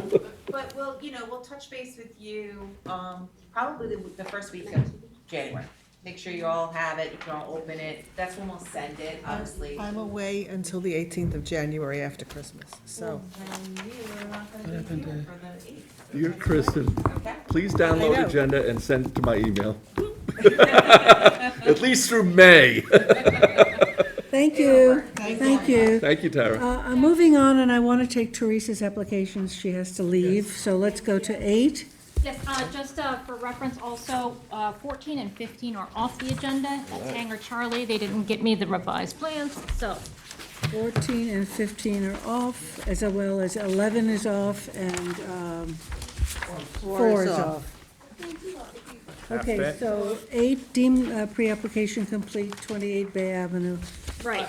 18? Are you 28 Bay Avenue? Yeah, 28 Bay. Yeah, come on up. Oh, thank you. All right. This is for completion Yes. and setting a public hearing. Yes. Oh. Wait, Complete? But I have it incomplete. Yeah. All right, so let's 18? just go through these briefly, Teresa, the completions, Okay, so the subject premises is a 2-lot subdivision in Hampton Bays. It's going to be a type 2 action pursuant to SECRA.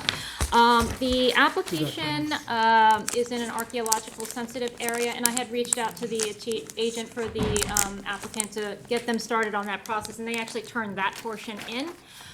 We are recommending that it be deemed incomplete for a couple of survey revisions, specifically the location of the existing utilities, and then some spot elevations. The reason why I'm asking for that is they're proposing a flag strip, and I want to make sure that the existing utilities are not under the driveway that is being proposed. And if it is, if we need to develop covenants, I just want to get that all out in the open so that we can proceed and streamline the process for them through the final. So our action then is a deem it incomplete. deem it That's my incomplete. recommendation. Okay. I believe Kieran was gonna be on the agenda. Yeah, You'll do so, it first. Yeah, okay, perfect. hello, Oh, board. you're- My Hi, name, but can I talk or? Yes, say your name and then go ahead and speak. Yeah, my name is Vincent Pescatore. I'm the owner of 28 Bay Avenue. My attorney, Karen Murphy, was not able to make it because she has her son's graduation, but she's on the Zoom. She's just not able to speak, so I'm gonna attempt to do this. I would like to talk about my application and why I believe it should be deemed complete and hopefully schedule a public hearing. I'm pursuing a small 2-lot subdivision to build my mom a house on the back lot. The planner Teresa was nice enough to provide us with a checklist of the items that we have to, comply by. One of them, number one would be the topography, the archaeology report, which I was able to complete and submit. Number two would be the topography. It is a flat lot. I'm happy to, get the surveying company to, do spot elevations for the final hearing. But it is a flat lot. I have the pictures. It could be seen on the Karen is calling me, I don't know if I can. Yeah, Mr. Pescatore, it's clear that the planner, Teresa, has gone through the checklist. She's a professional planner and deemed it incomplete. So the way the process works here is that if she deems it incomplete, we'll vote it incomplete. So you can defend your position. I mean, they're actually statutory agreements, so you know, whether you think about it or not, it's, if the document is in or not in or missing, it has to be deemed incomplete. If you have all of that stuff, I'm sure it'll be complete by the next application, Right, right? Mr. Pescator, our next meeting is January 8th, right? If you can get these revisions into me, I can get you scheduled for to deem it complete on January 8th. We're not scheduling, we've already scheduled hearings for the first 2 meetings in January, so the earliest you could get on anyway is February, the first meeting in February. So if you can get it to me by January 8th, we can get you on the first meeting in February, second meeting at the latest if it gets in a little bit later. Yes, Okay? no, and thank you, and I want to respect the process in which this is done. I'm just trying to understand it. It's my first time Yeah, doing well, this. that's great, but and Teresa can explain it to you. Right. so like a few of these items here are on the survey. The lot is flat. You know, I submitted the archaeology report. So can you go over it with him, Teresa? Yeah, Yeah. yeah, it's mainly the utilities. That was the main The concern here. utilities are shown on the survey here. It also. was not. The location of the existing septic system is not shown, the location of the water lines, you just showed. Septic system. That, I didn't get that. I don't have here, that. And the electric and, That document that you have right there, I don't have that. all of this is on GIS. I printed a copy Right, for but you. it needs to be part of the file. And again, if you get it to me by the first week in January, I can get you on the first meeting in January, and we have your public hearing first week in February, first meeting in February. It's not gonna make a difference because we don't have public hearings available for January anyway. The first meeting you could possibly get on is February. We can hold your spot, too. I can pencil you in, I can ask Kristen to pencil you in for that first meeting in February, if you can give me those documents, but we need to have it from our file, for our Okay. record. So So you could pencil this- me in for the meeting on January, Oh, and that's I can provide you this with this You'll items. be on January 8th, and we can pencil you in for the February meeting. Okay? Public hearing. And this streamlines the process for you when you go to the health department to get your approval, and when you come in for final subdivision. This is to make things easier for you at the end, okay? Because that's Okay, like one so of the I'm going to- questions. Excuse me, I'm going to take a vote to deem the application incomplete. Motion by Dennis, second by Tom, all in favor, opposed, abstentions. 6 in favor, 1 absent. Are you ready to go on to 9, Teresa? Yes. Thank you, Mr. Pescatore. Thank you. Thank you.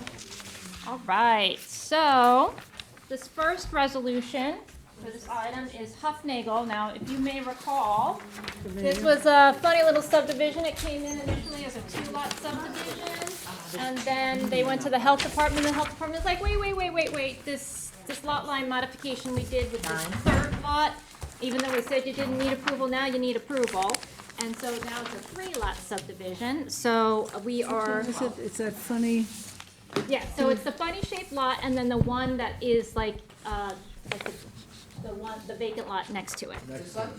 Yep. So the primary lot was subject to a identify lot- yourself, Carl, for Carl the Bennett, record. Casa, 860 Montauk Highway, Watermill, New York. The primary lot that was originally applied for did a lot line modification on its own with the vacant parcel just to the east, northeast. So that, the health department did not have record of that. So if you remember, a few months back, we spoke to you and said, the easiest way to process this, Bob Smith was here, is to basically add that lot to this subdivision, get the lines exactly how they are and intended to be, and then the health department will track the tax map. one is secret, one is the other. Right. Dennis. So, No, I think one's the secret and the other's It the. is. yes. Okay. So this first action is to deem the application complete and schedule a public hearing. I believe what did I have on there? I don't have the rest. What's the February date? Your resolution says deem it incomplete. What is On wrong the with very me? last page, on the very last result. Just strike the IN. Yep. Wanted to- Oh, what is wrong with me? It's crazy times for me. I'm so sorry. Yeah, and then that whole resolve needs to be rewritten. I don't know what was wrong with me, but then we would schedule it for a public hearing. And that date is Feb what, Kristen? No, I just passed You you out the just dates handed out tonight. the And I, things. and 12 or 26? 12 or 26? 12, February 12. And based on what I saw in the packet, it said it was incomplete. Yeah, I'm sorry? What I saw in the packet was incomplete. Yeah, no, I don't know what was wrong with me. Made a I slip. meant to write it as complete. Okay, Kristen's saying there's room in January. 22nd. Okay. Okay. 122. Okay, so we're going to deem this motion to deem it complete and set the public hearing for January 22. Motion by Dennis, second by George. yeah, we're getting Tom's name on everything today. In relation to that, because this is I'm only a kidding. type 1 action, because it's an ag overlay district, item number 12 is to coordinate secret with the health department, which is already given approval. Okay, so 12 is parallel to this. Yeah, we still have to coordinate. So motion to coordinate by Gloria and second by David, all in favor? Aye. Opposed, abstention, 6 in favor, 1 absent, so we've done that, and we've done that. Number 9? That was number 12. Didn't we do secret with the variance? Hold on a second, is this a transfer? No, it's a 2-lot subdivision and reaffirmation of a transfer. Yeah. You secret first. Before we deem it complete? No, that's what the code says. All right, that's my fault. Motion to rescind the completeness resolution. Okay, motion to rescind the completeness resolution. We're not deeming complete, we're coordinating it.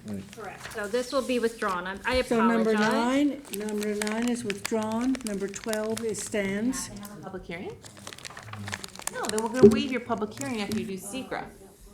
And then shorten it up. We've had a public hearing, we've had a hearing on a Even variance. better. Waive the public hearing if you do secret. Do secret, coordinate, get health department to say you don't wanna be lead agency. Do secret, do the referrals, and then we approve you. Then we can deem it complete. Yeah. Okay, Complete, just and then approve it. you. so for the minutes, we've rescinded 9 and the vote. Sorry. That's okay. But number 12 stands. So are you rescinding completeness? Rescinding number 9 for completeness. We have to vote on that. We have a second. Motion by Dennis, second by George, all in favor. Aye. Opposed, abstentions, 6 in favor, 1 absent. we already voted on We this. already voted on 12 for the secret coordination. Right. Okay, All right. You all. you're done, you have an extension, Teresa, I thank have, you. yes. Thank you. 297 Happy holidays. Montauk Highway. Okay, this is an extension. You got that, Kristen, you have that? Yeah. 2297 Montauk. Yeah, so 2297 Montauk Highway, that was the Farrell building that we looked at in the newly created Historic District. We did pre-submission conference. The zoning board relinquished lead agency to us for it. The applicant had revised their plans to be a little more consistent with ZBA requirements and the Historic District. They had not yet submitted those to us. They did submit it like 2 days ago. So they had granted us an extension to, first of all, receive the application and then review it. So this is an extension on the action to act on SECRA. To 126. To 126. Motion? I have to 122. Excuse me, I can't read my own writing. 122, right? 22, yeah. So, motion? I said motion. Motion by Gloria, second by David, all in favor? Aye. Opposed, abstentions, 6 in favor and 1 absent. You're done, Teresa. Thank you. Thanks, Teresa. Pizza. I said we should eat pizza before meeting. Pizza's Okay, back to number 3. The Farrell property here. So much easier to see on your phone. This is the that's available. Gavin, you back there? Farrell that was built already, that Yeah, they no, moved this is out a new of, one. the new one. So we're up to number 3, 59 Mariner Drive. Is this for Bill Hill? Is Catherine Whitley there? I only see Bill Hill. Okay. So be it. Yes, so we're looking at 59 Mariner Drive. LI 40. It is the current space for extra space storage. It was formerly known as Southampton Mini Storage, number 2. This came before the planning board for a notice violation when they took it upon themselves to convert the office space inside of the front entrance into additional storage space. It was only 535 square feet interior to the building. So they came to us to rectify that notice of violation. It became apparent that they had violated one of their conditions of approval for Southampton Mini Storage, and that was the rental of some of their required parking spaces. Have gone through with them our town code that says they're not allowed to rent those spaces. And I'm sorry, let me correct myself. The condition of approval was they were not allowed to rent any parking spaces on this site. So in processing this, we have corrected that, made them up to town code by taking 7 parking lot spots that are in addition to the 25 that are required on that site, and allowing them to mark them out as rentable spots for cars and boats and the such. So we did have a public hearing on the matter. I did refer this to the ARB as there was a facade, potentially a facade change going on here. They had their hearing on November 18th, and they were good with that the door will no longer be accessible. This was the front door, mind you, and that the window in the front will be glazed appropriately. And the Architectural Review Board said that was adequate. Fire prevention and the fire district was also informed. They did give me some referral comments, some of the ones that we're used to seeing. I do have I should have passed this out to begin with. Sorry. That's the conditional approval for this site plan modification. So yeah, I can, once you have it in your hands, go through the conditional approval. I think this thing is now up to town code in all respects, and if they are able to meet the recommendations of the fire district and the fire prevention, the fire marshal, then we should be good. Can you, I don't think I understood the parking issue. Sure.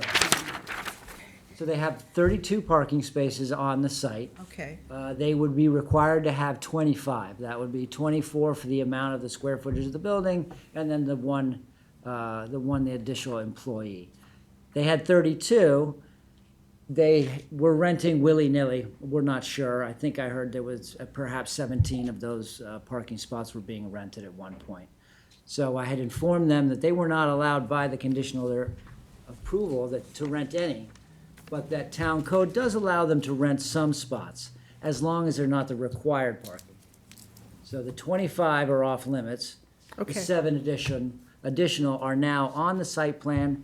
And Marked so- out. Okay, Yeah, so those ones will be evident to whomever's inspecting. Some of the lines would be painted a different color, and they're marked on the site plan. thank you. Yep.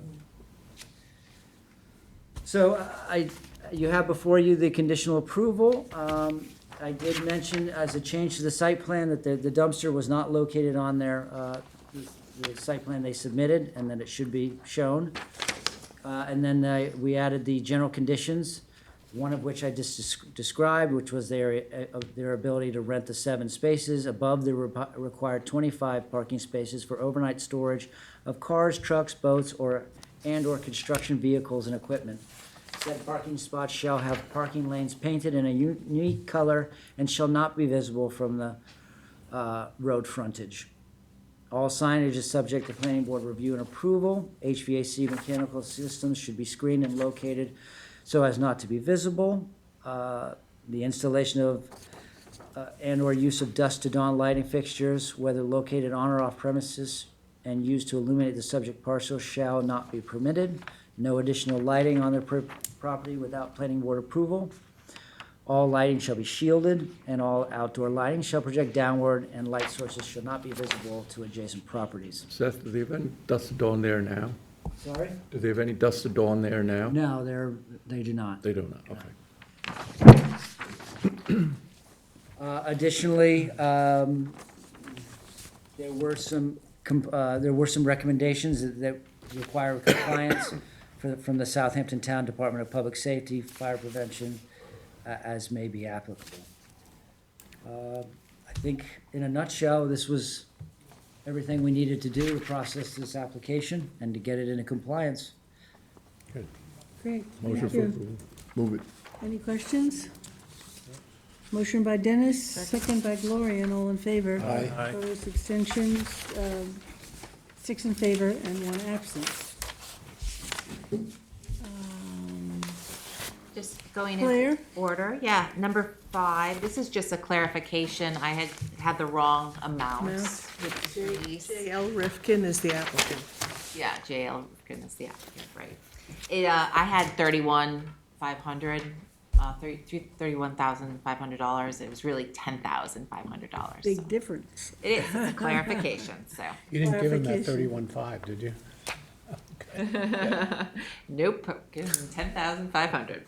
Okay, so we have to vote on that, right? Yes. Okay, motion by Gloria and second by David, all in favor. Aye. Opposed, abstentions, 6 in favor and 1 Number absent. 6 is off the agenda in Cove Marina. Really? I thought they wanted that, so Seth, because you're there's some back? grant that they needed to. Miraculously, it didn't matter to them this morning, so Okay. they took it off. Oh, this was the grant, Yes. This was the grants. when you asked for it. Yep. I'd like to introduce Harry Fanaras. How are you, Mr. Fenoris? Have a seat. North side, section Yes, 2. Northside Hills, Section 2, Lot 33, located at 21 Deerwood Path in Noyak. It's a CR 200. Additionally, it's located in the Aquifer Protection Overlay District. Right across the street from the county park. Do you mind 32 Deerwood? Sorry. 21 Deerwood, excuse me.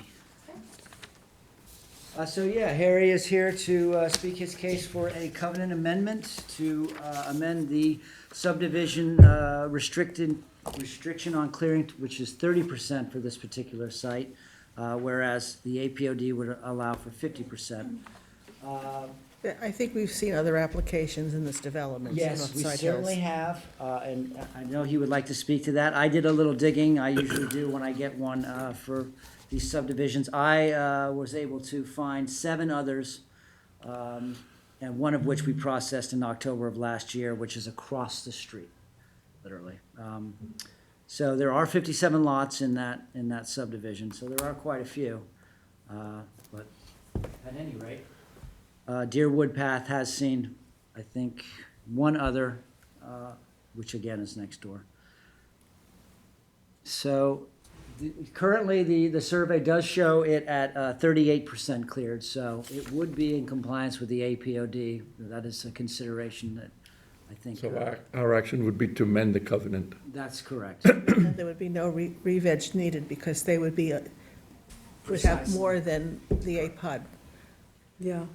Yeah, so I know it has been a policy. I'm not sure if it's in stone or not, or if it's a case-by-case basis of using a public hearing as a mechanism, as a tool that you'd like to look over a covenant amendment and inform the public. Or I can speak to the last time a Deerwood was in front of this board, it just went, There's no public hearing. no.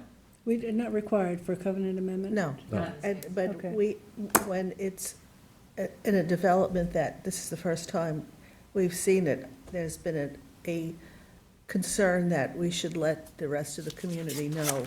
10-day written comment period, Yeah, We could do that, but but they wouldn't have notification. Yeah.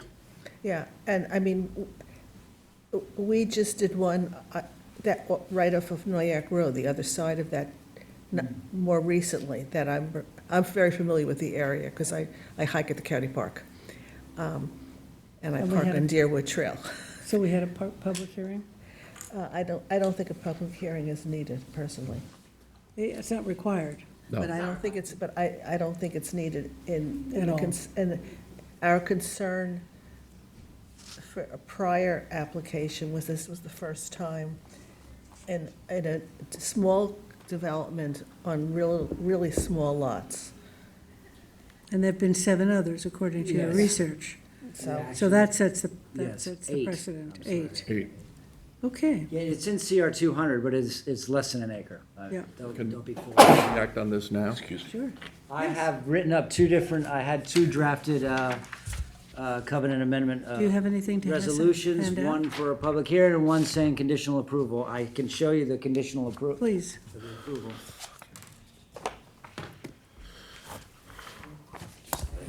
Thanks. It's fairly standard issue. Obviously, will require the town attorney to look over the proposed language of the covenant amendment. And for it to be filed with the Suffolk County Clerk. Oh, so that's one of yours. So let's go to the conditions. Yeah, Town I attorney. gave you all of mine. Thank you. The town attorney shall review and approve all of the legal documents prior to filing, which include the amended covenant, title certification, and mortgage consent, if applicable. The filing of the amended covenant with the office of the Suffolk County Clerk, and the submission of the filed amended covenant. Those are the conditions of approval. I'll move it. That's it. Motion by Dennis, second by Gloria. All in favor? Aye. Opposed, abstentions? For a covenant amendment, we certainly have a supermajority, 6 in favor, 1 absent. Thank you. Have a great holiday. Thank you. two. Horwath Red Bond, Prina?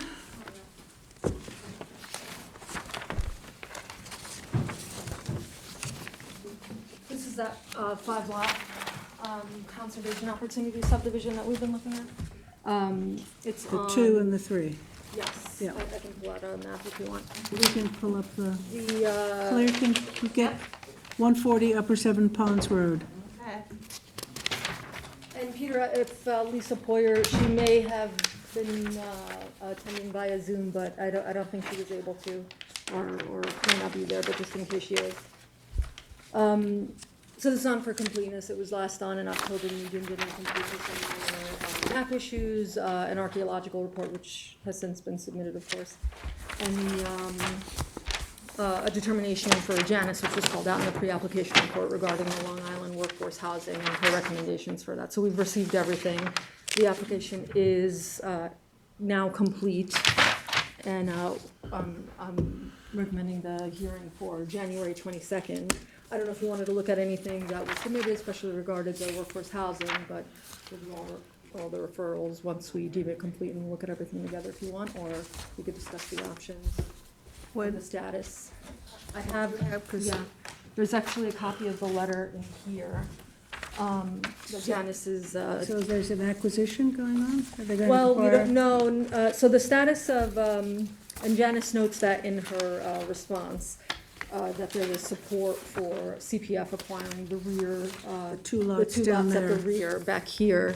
keeping that farm field totally Yeah, open. keeping it open and not affecting Winding Way. So Janice notes that and says that, you know, if that's the case, then those 2 can be merged. And then there would be no requirement for Long Island workforce housing, because now it's a 4-lot subdivision and not a 5-lot. The applicant off the record has stated that they submitted, they're looking at all the options still. They've submitted their willing to sell letters to CPF and submitted them, but they haven't heard back yet. But they want to know what that offer would be, of course, before they decide on anything else. Okay. Because the other options are doing something off-site, or accessory apartments, carriage houses, or paying a fee into the community housing fund.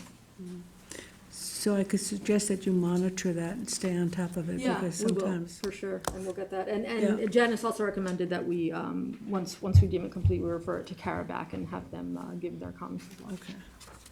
So this is for completion, is that what we're doing? It is, yeah. Scheduling a public hearing for January 22nd. Yeah. Okay. Motion. Motion by Gloria and second by David. Aye. All in favor? Aye, all in favor. 6 in favor and 1 absent. January 22nd.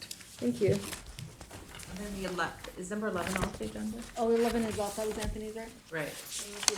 At the top of the meeting. 11 is off, 12 is off. 13 is done. I mean, we've done it, secret Yeah. coordination. 14 is 13 off. 15 is done. off. So we're up to Yeah. Gaza. So we're down to Claire Gaza. This Court is the, Properties. this is, Pine Barrens. Got This number is the 16. Pine Barrens. Okay. Thank you. So I'm gonna pass something out to you, but I'm gonna pull up the first property. So Joe Gaza has applied to the Pine Barrens to allow for limited clearing along his buildings. He owns, like that number.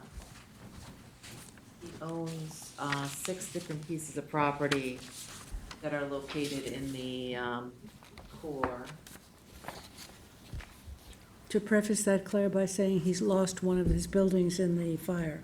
Yes, Oh, that what a happens. lot written Yeah. here. It's along Old Riverhead Road. So this is one of them. But I'm gonna give you a handout. I'm gonna give you the Pine Barrens He did come to reports on us. this application, and then I'm going to give you, attached to it. Mandate on this. We're running out of time. Yeah. Is that into another meeting? It's not a long discussion. Yeah, this might involve discussion. I Okay, just wanna, but I just just kinda wanna pass it out. overview it a Okay. little bit with you.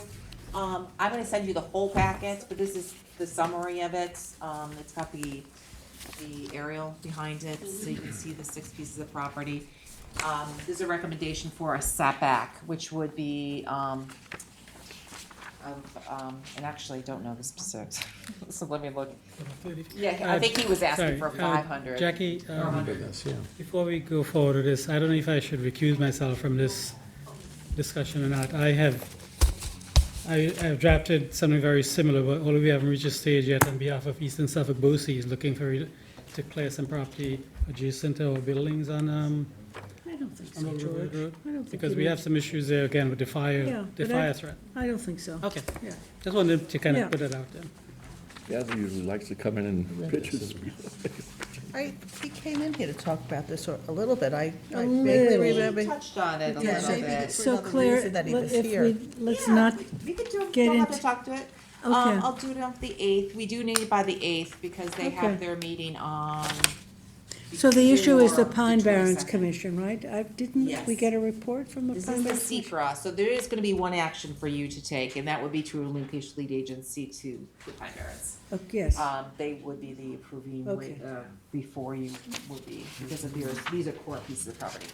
So, that's the action I'm gonna ask you to take, but consider it, we'll do a report, I'll probably write something for you to consider, Okay. so we can respond back and forth. thank you. Yeah, that's So all our fine. action is to relinquish lead agency to the Pine Barrens Commission.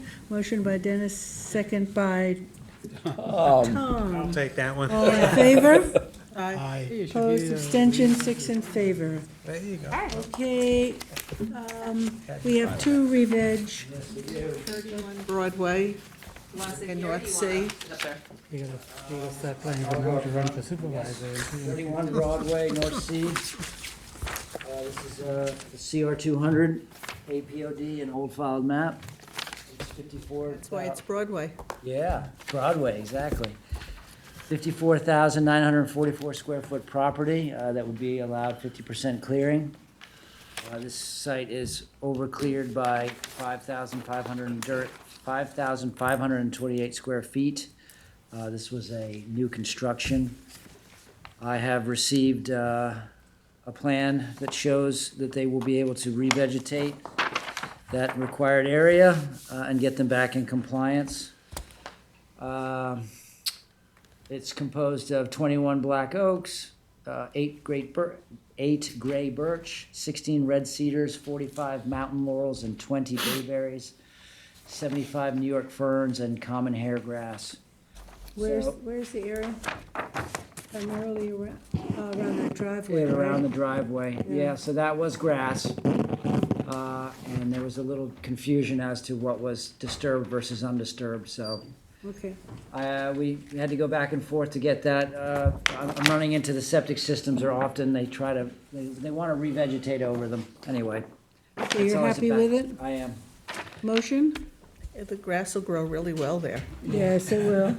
Motion by Gloria and second by David, all in favor? Always, Aye. Opposed, warm. abstentions? 6 in favor, 1 absent. 18 Mount Misery, 7 Rosemary Lane. Yes, that's lot number 9 in the Mount Misery subdivision. This lot is 22,541 square feet, or about half an acre. It is permitted 60% under the APOD regulation. It's kind of blown out. This one Wow. kind Yeah. Jesus. Wow. yeah, You you see might the recall digging. this one driving by it. This one stuck out like a sore thumb. This came at all the way at the end of the process. This was built, as you can see, and it was a tough one to get. The InterScience was brought in for this one I because guess they really like sand. yeah, well, or didn't like trees, one or the other. Yeah, this is under construction still. So, well, it's at CO, and that's when it finally came to light that maybe something had been done improperly on the site. So this was clawing at whatever area I could to get compliance, and like I say, InterScience was brought in, and Was this a spec? Do you know? yeah, a quick yes. I would say it's a spec. The developer was like, I was ready to close. I have buyers interested. Why am I not getting a CO? I have done the revegetation. Oh, We really? are running it. We've Is it sand? Fast-growing sand. It's called a beach. well, unfortunately, a lot of the building plans that are put in show I'm going to re-veg these areas. And then they do the calculation with that revegetation already inside. So it's not caught, and Yeah. then it's caught at the bitter Well, end. they're giving building permits for overcleared On lots. some overclearing, because it's Not not. any longer. Not any longer. They're Good. getting referred to us, and Good. we are catching it, great. and Yeah. we are. Good for doing There's a us. concept job. called shrinking the That's house. That is That's a success. good process, What a Jay. disturbance Jay. It's here, a, you know? Good. it's an alien concept. Yeah. Building concept. The re-veg that comes in after that, everything's baked in, are never as good. So I did take out all the man-made structures to the best of my abilities to keep them out from behind the line of clearing. Though I did run into a struggle with the IA system, which is in the upper left-hand corner. You can kind of see the rings. If your eyesight's good enough. At any rate, they were able to get 59.93. Which is just under, and there were 28 pine trees are going to be put in, and 2 red maples, 160 shrubs composed of the blueberries and the northern bayberries with native leaf litter and pine needles. So You're happy with it? I can't get much more out of this. That's the best I can get. You're not happy, but it'll do. I don't like seeing something like that either, but at No. least it'll go back eventually. Okay, yes. thank you. Okay. Motion by George, second by So, Dennis, all in favor. 6 in favor, 1 absent. What is this on the agenda? It says extension, subdivision, extension, site plan? Those are Overclearing. flowers. So we have to, Ah, we have to, They have to put those in caps, yeah. Yeah, so we have to, those Okay. will be eliminated usually. Well, it's for, But they're here, so. yeah, we're here. I just want to acknowledge the signed site plan, Gloria.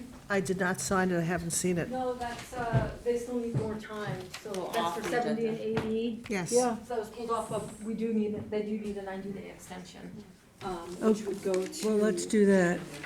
Number 23, a 90-day to extension March 24 of 2026. to March 24. motion. Motion by Dennis, second by Gloria, and all in favor. Opposed? 6 in favor, 1 absent, so that's done. 23. 20, 21, 22. Okay, so at 4 o'clock, we set the date to help us with the tech. So can we take a 10-minute break? Sure. Is it what you want to do, is close the meeting? Well, we're not done, so we'll have to reopen it. No, I have to reopen it. Yeah. Or do you just want to? Just keep the meeting open. Yeah, but I don't want it recorded. Yeah. Oh, you don't want to. So let's take a 15-minute recess, and we'll be back in 15 minutes, okay? Oh, is that right? Close the public hearing? Meeting, sorry. Close the meeting, okay, for 15 minutes, and then we'll come back up. So turn your mics off. Thank you. Okay, guys, we're in your hands. Yeah, just go over there.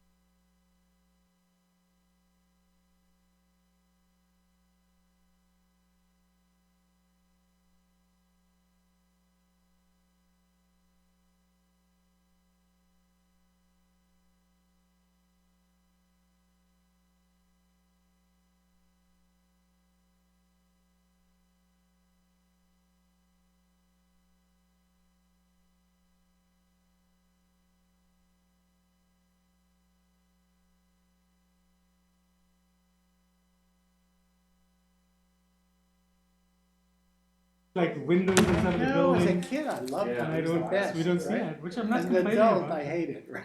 It's amazing how your perspective changes. 19 an extension? It is. Okay. For Yankee, right? Yeah, Is it 90 day? It's a 90-day You ready to go back? February 16th. That was it? That was quick. He made all the guys functional in 2 seconds. The GIS is, you know, they're all under phone. Let me see if they're good to go back. The IT folks, the GIS. Yeah.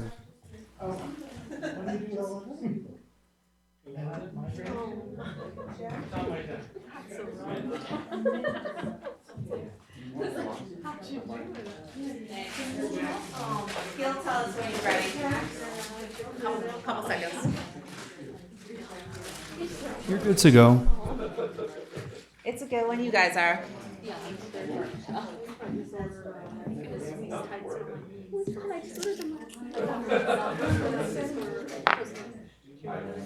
I have a party to go to and have wearing a dress.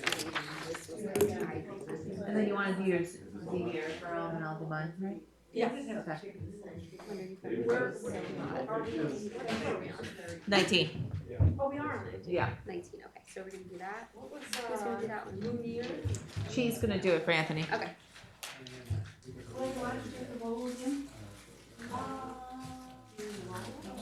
Back in session, reconvene session. Okay. Kevin, are we back on? We're back on. Thank you. We are reconvening the December 11th, 2025 Southampton Town Planning Board meeting. And we'll proceed with, where are we? Number 19, 14, 5, 6, SRR. Anthony is not here, so let's go. We're gonna do it. Extension. Oh, okay, great. It's an extension for site plan approval, 90 days until February 16, 2026. February 16th? 16. Okay, so number 19 is 1456 Spionk Riverhead Road Extension to February 16, 2026. Motion by Dennis, second by Gloria. All in favor? Aye. Opposed, I didn't abstentions? realize SSR was Spionk Riverhead Road. I didn't either. Finish the vote. All in favor? Aye. Sorry. Opposed, abstentions, 6 in favor and 1 absent. Prena, you then are number 20, 2173 Montauk Highway. ZBA referral. Yeah, this is a ZBA referral. This is a site plan application that's pending with this board to legalize a change of use from a single-family residence to a professional office, or in this case, an architectural office. The applicant is requesting relief for parking. They're requesting 6 spaces. Relief from their required parking. Just to remind the board, this, Is this in the Southampton Bull's Head complex? is, yeah. That's residential, totally residential. this is Hamlet Commercial, HC zoning. It's, No, it's in the historic district, which is everything from this portion. on Main Street, all back down. Okay, to, but it's uh, not in the Layer Bull's Head on? complex. Show you? Oh, no, I'm sorry, No. not the complex. That's what I I thought you were asking about the overlay district. It's No. in the historic It's district. down by the Safe Light, or Yeah, in that it looks area. like it's Yeah, across at from the it's at shopping tail center. end, across the Right. street from the old bank building that's now, So this is the Okay. whole commercial historic district. that Bull's Head Main Street. Right. Which I'm gonna turn it off because it's just flashing. Here's, Oh, you like the color probably, right? Well, I saw that color well. easy to see it here. Yes, much easier. So this is the through lot that fronts Montauk Highway and Hildreth Lane. It's been incomplete with this board. It's a pending application. It's been Yeah. incomplete since, I think, March of this year. They've been operating, I think. Yeah, they're legalizing their change of use. So they're Right. already in there. They've done the work. Right. The site is pretty limited. The building is not huge. It's about a 1,700 square foot footprint that used to be a home. Over time, I think it was converted. It was something else prior to this. I can't remember I what. think it was an art gallery. Yeah, something to do with art. So they, they have limited space and they're proposing 9 parking spaces. They came to us, we had them, it's a single story building, but there's a finished basement that has 2 finished bathrooms. So we reviewed it internally, asked them to include all that space as office space, because there's the potential for that. So it's about 3,000 square feet between both of the first floor and the basement. So anyway, they're before the board. One of the items of incompleteness was that they didn't meet the required parking once they recalculate that, and some mapping items, and then. The basement has windows and access? Yeah, it has all the egress and all the wells. It's all been done. They've updated the exterior facade of the building. They did plantings. They kept all the trees. But we'll look at all that, of course, again, once they resubmit to us. So there is a draft before you with. So they want relief? Are they going to pay into the parking fund? They can't do that on this site. That's only for VB and H. Hamlet OD. Center. No, this is Hamlet Commercial. So you can do that for Village Business and Office District OD. But this doesn't qualify, I don't believe. So hence they're seeking a waiver. This is Hamlet Commercial. Yeah. So- I think we talked about this. They have 9 spaces, did you say? They're supposed to have 16, is that what? They have, the application is for, they have 9 spaces where 15 are required. I need to look at that a little bit closer because they have yet to resubmit to us a final. They did give me this preliminary, and they did present something very similar to this, if not exactly to the ZBA. But I think now they're at 9 spaces where 15 are required. If I'm doing the straight math, I think it's closer to 19. But Claire and I talked about it. Whatever relief they get, and then we can apply it. If they need to convert some of that downstairs space to non-office space, then that would be something we would have to do during the site plan process. How many offices do they have? It's proposed as one use. It's one office use. There was, I understand from Anthony, there was a little bit of discussion before the ZBA of potential other uses by the same applicant, but What are they doing there now? it's a professional architectural office. It's an office. But there was a little bit of dialogue going back and forth. So one of the comments I have on here is that the applicant should clarify the uses and if it is in fact one use or not. That was an issue before that board at the last meeting in November.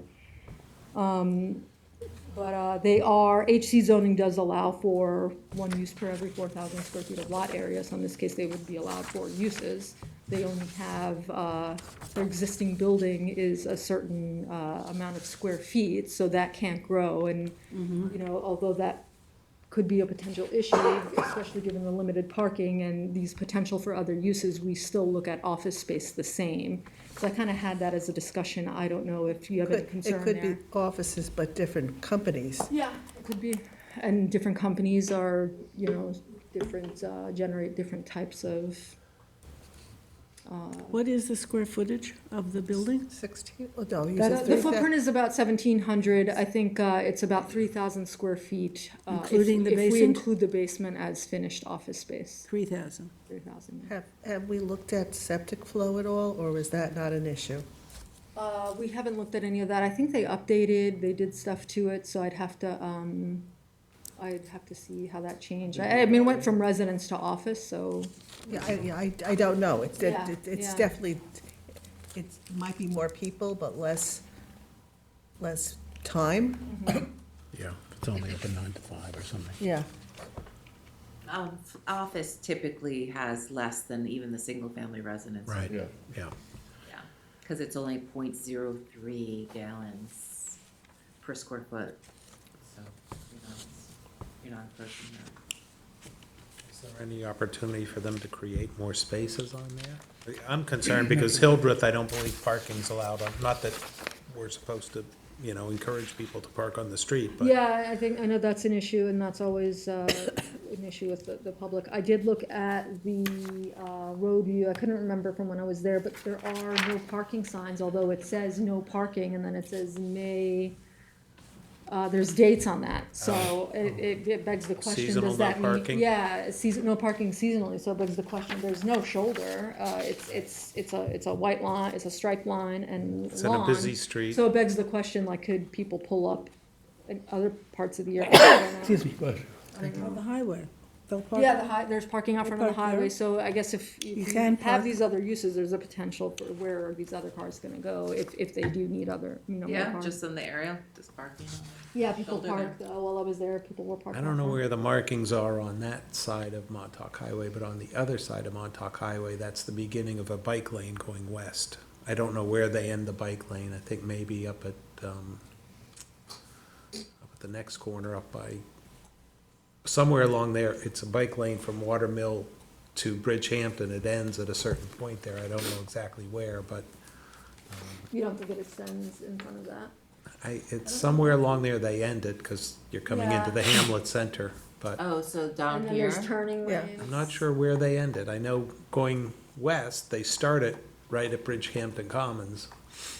Oh, this is Bridgehampton Commons. Yeah, it's supposed to be a bike lane in both directions, but it ends at some point very close to there. So I don't know if that's marked as no parking bike lane there or not, but, But that's on the north But- side of the but- street, you're saying? right. Oh. Well, no, both sides. It goes east and west, but going west, it starts somewhere between, I want to say, is that Butter Lane? Whatever it is, and the Commons, they start the bike lane. Going east, they This end is the bike Butter. lane somewhere along there. Yeah, This is Butter. if you go out there, This is Halsey. right. Somewhere west of Halsey, they end the bike lane because they're coming into a Hamlet Center, but I'm not exactly sure where. But the reality is that you don't really have on-street parking, or it's very difficult to have on-street parking on both sides of that lot. Yeah. So it's not like you can say, well, park on the street.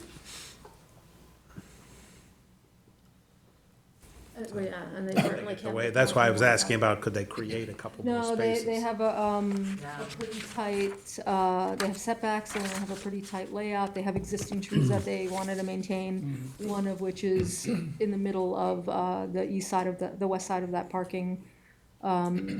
They had a version of the site plan where they were showing an ADA, parking space on the front of the building, so we asked them to put that to the back. So that limited what they thought they were proposing, and hence the nine. I think originally they had 10 or 11. So this is the referral, right? This is Any other comments that we want to add? I mean, I don't know if we want to talk about the use at all, but we could just I could just ask the ZBA that the applicant clarify their use. I do have the comment in here that the board request the ADA be placed in the back, which they've already begun to address. And I noted that the property is located in the historic district and will need a certificate of appropriateness, and we'll make the referral, and then any additional site design or standards or specific design issues will be reviewed when we review the application and deemed complete. And everything exits onto Halsey, poor Halsey, Hildreth. Hildreth. Right. Yeah, they have a one-way in from Montauk, and then they have an entry exit off Well, of. they can exit onto, Yeah, I mean, as much as we probably don't want to see more traffic on Hildreth, I think Unless- that's probably the unless- lesser of the two evils. unless the town, I wonder if we could do that here, that the town improve Hildreth with collector standards, because it is the major exit point, and it's in terrible shape. It's a tiny road, Is that a virtually no town road? shoulder. Yeah, and it's, Can we make I that used to get- recommendation to the ZBA? I mean, to the town board? We'd have to do it, we can't do it, we can't use this referral. No, not this Taking report, notes? but you could say something to the town board, but do you think that people would want to Yeah. be to collector status?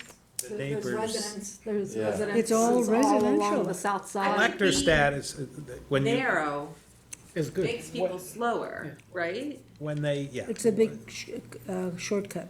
Oh, it is big Oh. short. I mean, there's no doubt about that. But I see what you're saying, if it got broader, maybe that will be more of a How freeway. about just repaired? Yeah, well, that's a, It's a major impact when Residents of Hildreth when do the not state did want- that, when they said you can't exit. speed bumps. Right. And more speed bumps, more stop signs. That's What about cross-access here? No, because they all have the same access. It doesn't make sense that they should go together, because they all have access onto onto poor Hildreth. or Hildreth.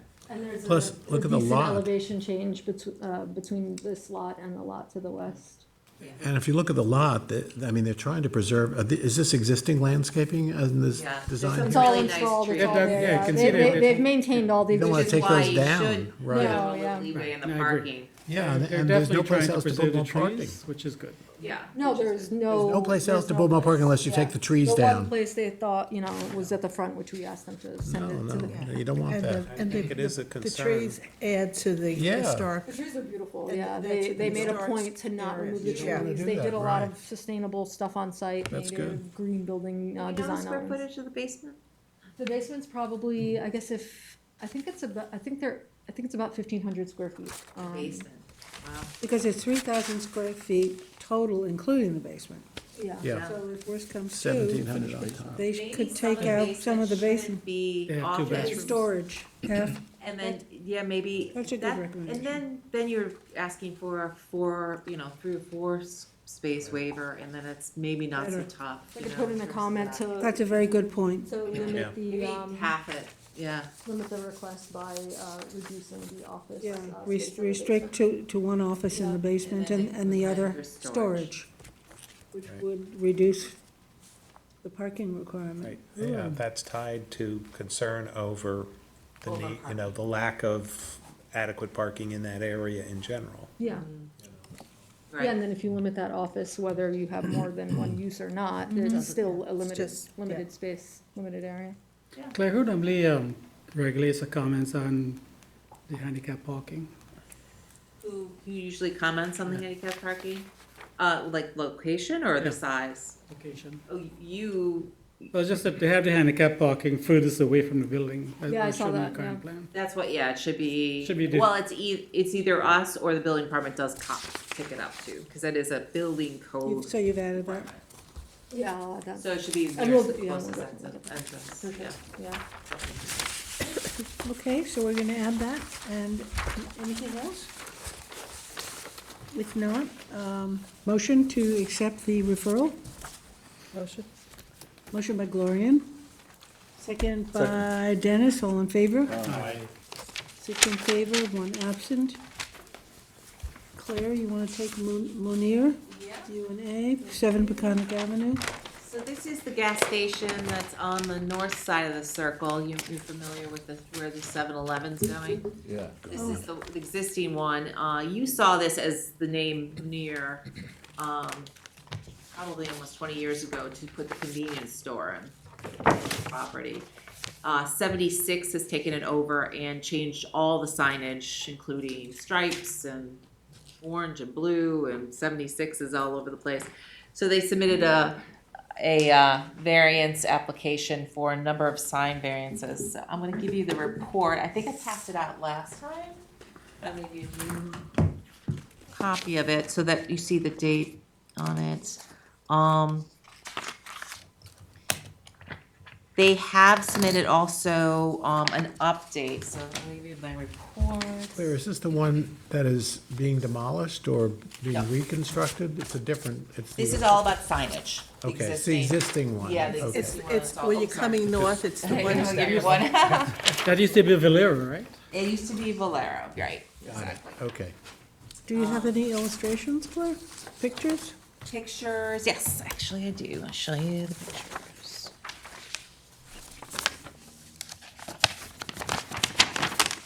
Digital,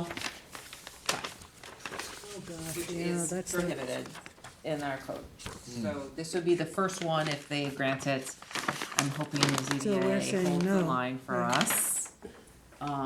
But these, Especially when we're trying to push the new applicant to make it look nice. yes, exactly. So here's my comments and just see if you agree.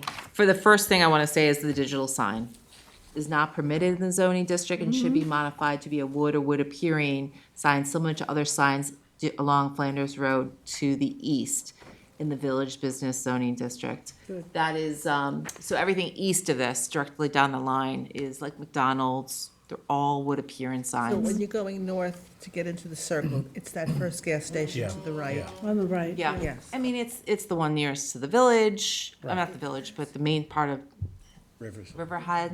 Is this just for signage? We This can't, is just signage, yes.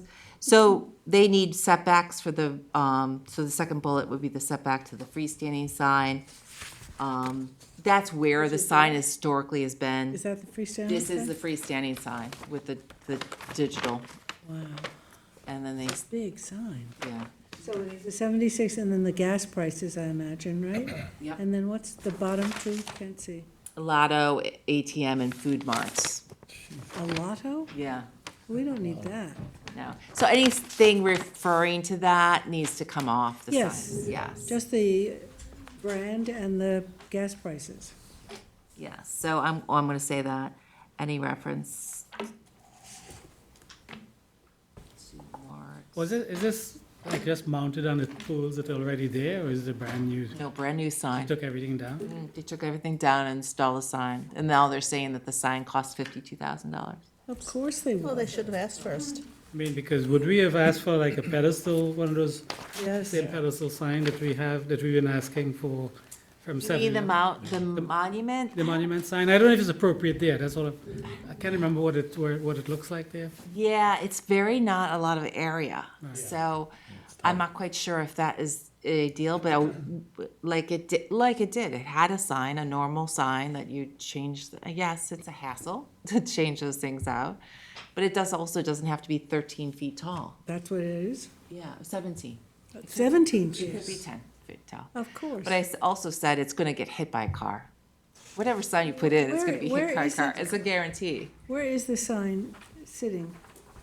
So you see this portion Right where that angled piece is. right where the angle is. Yeah. It's in this area right here. Wow. Street view? Can we- Click up at street view? It's probably hit, already down in the street view. Claire, can we Right. have an opportunity here to get some green in there and then a sign? There it is. Straight up. Oh, it's already up. Yeah. And they have now installed signs on their other ones along Flanders Road. Well, they can't. No, so I No. have a couple there. All right, so- Violations to be issued. Now that I went to this side, I saw the other two. Okay, so the setback for the sign is bought one, all the Valeros. They did, Okay. yeah. where 20 setback is required, okay. Yep. So, and then internally illuminated signs are not permitted either if they want to do that Should we way. say sign is also located in a corner clearance, blocking, affecting safe visibility? Yep.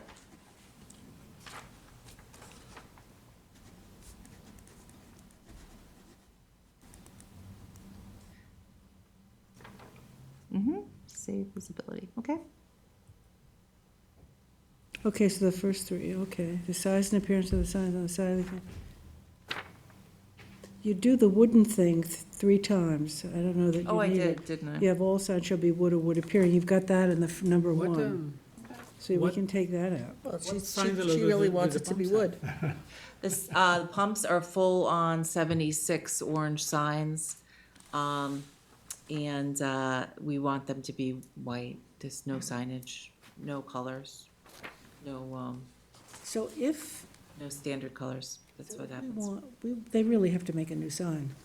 Unless they can reuse it and chop off the bottom. And if they do that, can we move it in and get some greenery around it? To the signage, it's not possible with the, Not to it, but, or just at least some bushes around it, because we fought so hard to have the greenery on the 9/11 site. the signage would come back to you for approval. Which, this, This they've site got is- that up and they're gonna fight for that, right? We have to tell the ZBA not to. Yeah. I think we have to be I very think there strong is that some saying Very with strong. it. greenery in there. As you come around that curve, you can Yeah, it would be combine- nice to yeah. have some, even just, low, nice bushes. And Claire, It's not should gonna be you, big, but it's gonna be something green. Something which would- softer. which would- should you be prefacing that's by saying that the town code does not allow corporate logo type I'm, Corporate logo well, type one. corporate, like 7-Eleven, we've asked them to modify, that we don't want the corporate look. That's not, I believe that is in our town code, something to that. I may be saying the words wrong, but that You got the the school bus. corporate, There it is. This is an old There it image. is. Yeah. Not the corporate, does the, you mean the signage code says something about the corporate well, logo? isn't I think you can't the have a corporate picture if look? they have like a corporate picture. I think maybe that's the thing that's not allowed, but obviously it's gonna say 7-Eleven, that's their. Lord, it is it's right on the road, for God's sake. So you can do more greenery in there, Can make a whole we bank of suggest a greenery. location for it? Of the signage? Yeah, it has to be pushed back. The problem is it's access. I mean, that's how the Okay, so truck comes let's, in. how about moving it down to where there's a sign that says 24 with an arrow? Okay. Go, yeah, Relocated to more relocate it the to, west? yeah, right in there, lower, Yeah, definitely lower. and put some more foliage around it. Sign. It looks like it's only on middle, so they can cut off the, Planning board will require additional vegetation at the time of review. Yeah. Okay, okay. Is the whole circle in our purview? Or is, where does Riverhead Town? Yes, You the have whole circle is in your purview, yes. The river behind this line is the Is the line? dividing line between the Got it, towns. okay.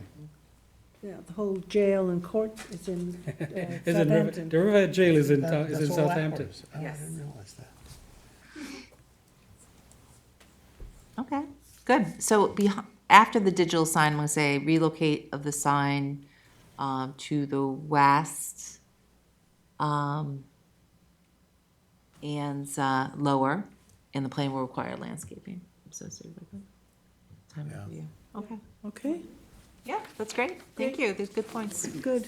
I can put them in, and I'll get that over to the ZBA. They meet the first time, meeting in January. That's why I want to get this done with. So I need a motion for this. Motion by Gloria and second by David. All in favor? Aye. Opposed, abstentions? 6 in favor and 1 absent. Thank you, Claire. Brenna, are you doing Anthony's old file map, 22 Lakewood Park? Is that the last? We don't have any walk-ons? Yeah. No, no walk-ons. Claire, we didn't address this letter that they sent? Ooh. The signage people? Yeah. What are they saying? Yes, they've done some revisions, but that doesn't really change anything, Okay. so that's fine. I'll take a look at it, but So they actually had the sign at 17.8 inches. Yeah, that's what the plan said, 17 feet. Wow, 17 and a half.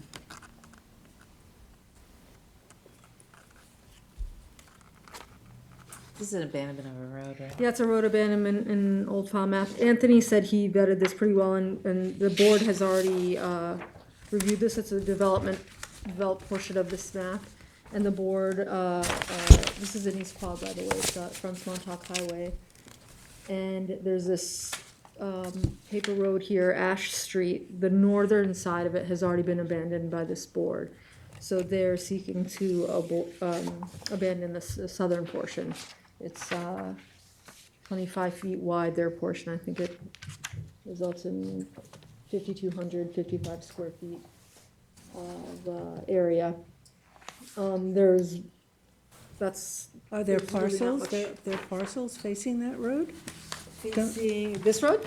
Yeah. No, this is all, so this area is this one parcel. This is Oh, it's all one single. It's parcel. made up This of is all the contiguous. little. All the little old yeah, file maps. Yeah, and there's, there's no access. There's no individual owners along there that. No, would have no, to they're give- all, they've all All been, been- they're all part of this parcel now. This is all And they're- one. Is this a That- that- Gaza? Is this a Gaza thing? No. No. And there's nothing built there. I could pull it up. I don't know.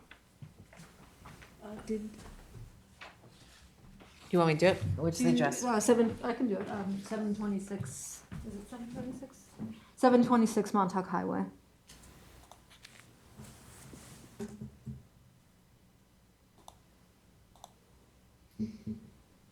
Yeah, oh, there's something there. Yeah, so that's what's shown So on you can here. see the people, you can It's see the right- It's people. right in the middle of, the parcel.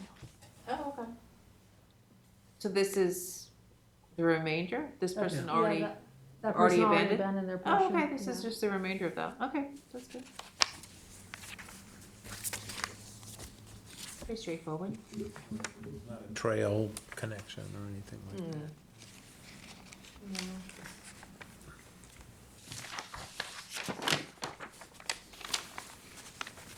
So what's the resolution to approve this? To approve the road abandonment, request, and then they would do all the legal documents, and the town I'll attorneys move. Okay. would review it. Motion by George, second by Dennis. All in favor? Opposed, abstention, 6 in favor and 1 absent. And I think that's it. The referral to the town board on the hotel, they're going to bring us the revisions in January? Not, January 8th, I guess. okay. So she knows best when they're gonna consider next with the town board, but it's So not- we're within the time frame, right? that's what Janice of all people knows. So, She should know. Yeah. All right, so we have to adopt these, Claire, with dates? Yes, oh, good, I'm glad you remembered. I'm in production mode, Claire. Yes, you are, you're good. Why do we stop in October? Or is there a second page? Oh, there's not a second page? Flip it over.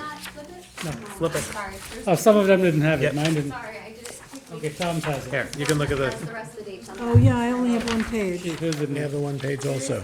Well, there was stopping it. Okay. That's it, no more planning in Southampton. November and can have it December. Tom doesn't need it, all right, so we're only off Only December is the They'll going. give us a break December in 10th, the in same November and thing. December. Two in November. Wait, you have some in November in the back of yours? Nope. Yeah, no, Oh, see, I have, Of that? oh, okay, I have nothing, right. I can make you one. You wanna go, oh, I'll have one, we'll have it on your GIS for tonight, and Jackie can keep that, cause she's not gonna Thank here, you. right? Not the new Okay. GIS. Yeah, Here, I'm All our gonna hand desks. it, yes, we're gonna hand you a copy okay, tonight. all Nice. right. And hopefully we'll be up on this. Quill pens. Quill pens. And ink pots, right. Okay, so we have to adopt this? Yes, please. Okay, so motion to adopt the new 2026 Planning Board calendar. Motion. Motion by Gloria, Second. second by Tom. All in favor? Aye. Opposed, abstentions? Your- Tom, you 6 can in ask for a favor, motion. I could have abstained. You One can- you absent. can- You can ask for a motion to adjourn. We approved it, right? motion to adjourn. Motion to adjourn. Motion by Tom, second by Gloria, and all in favor? Aye. Opposed, abstentions, 6 in favor, 1 absent. We are adjourned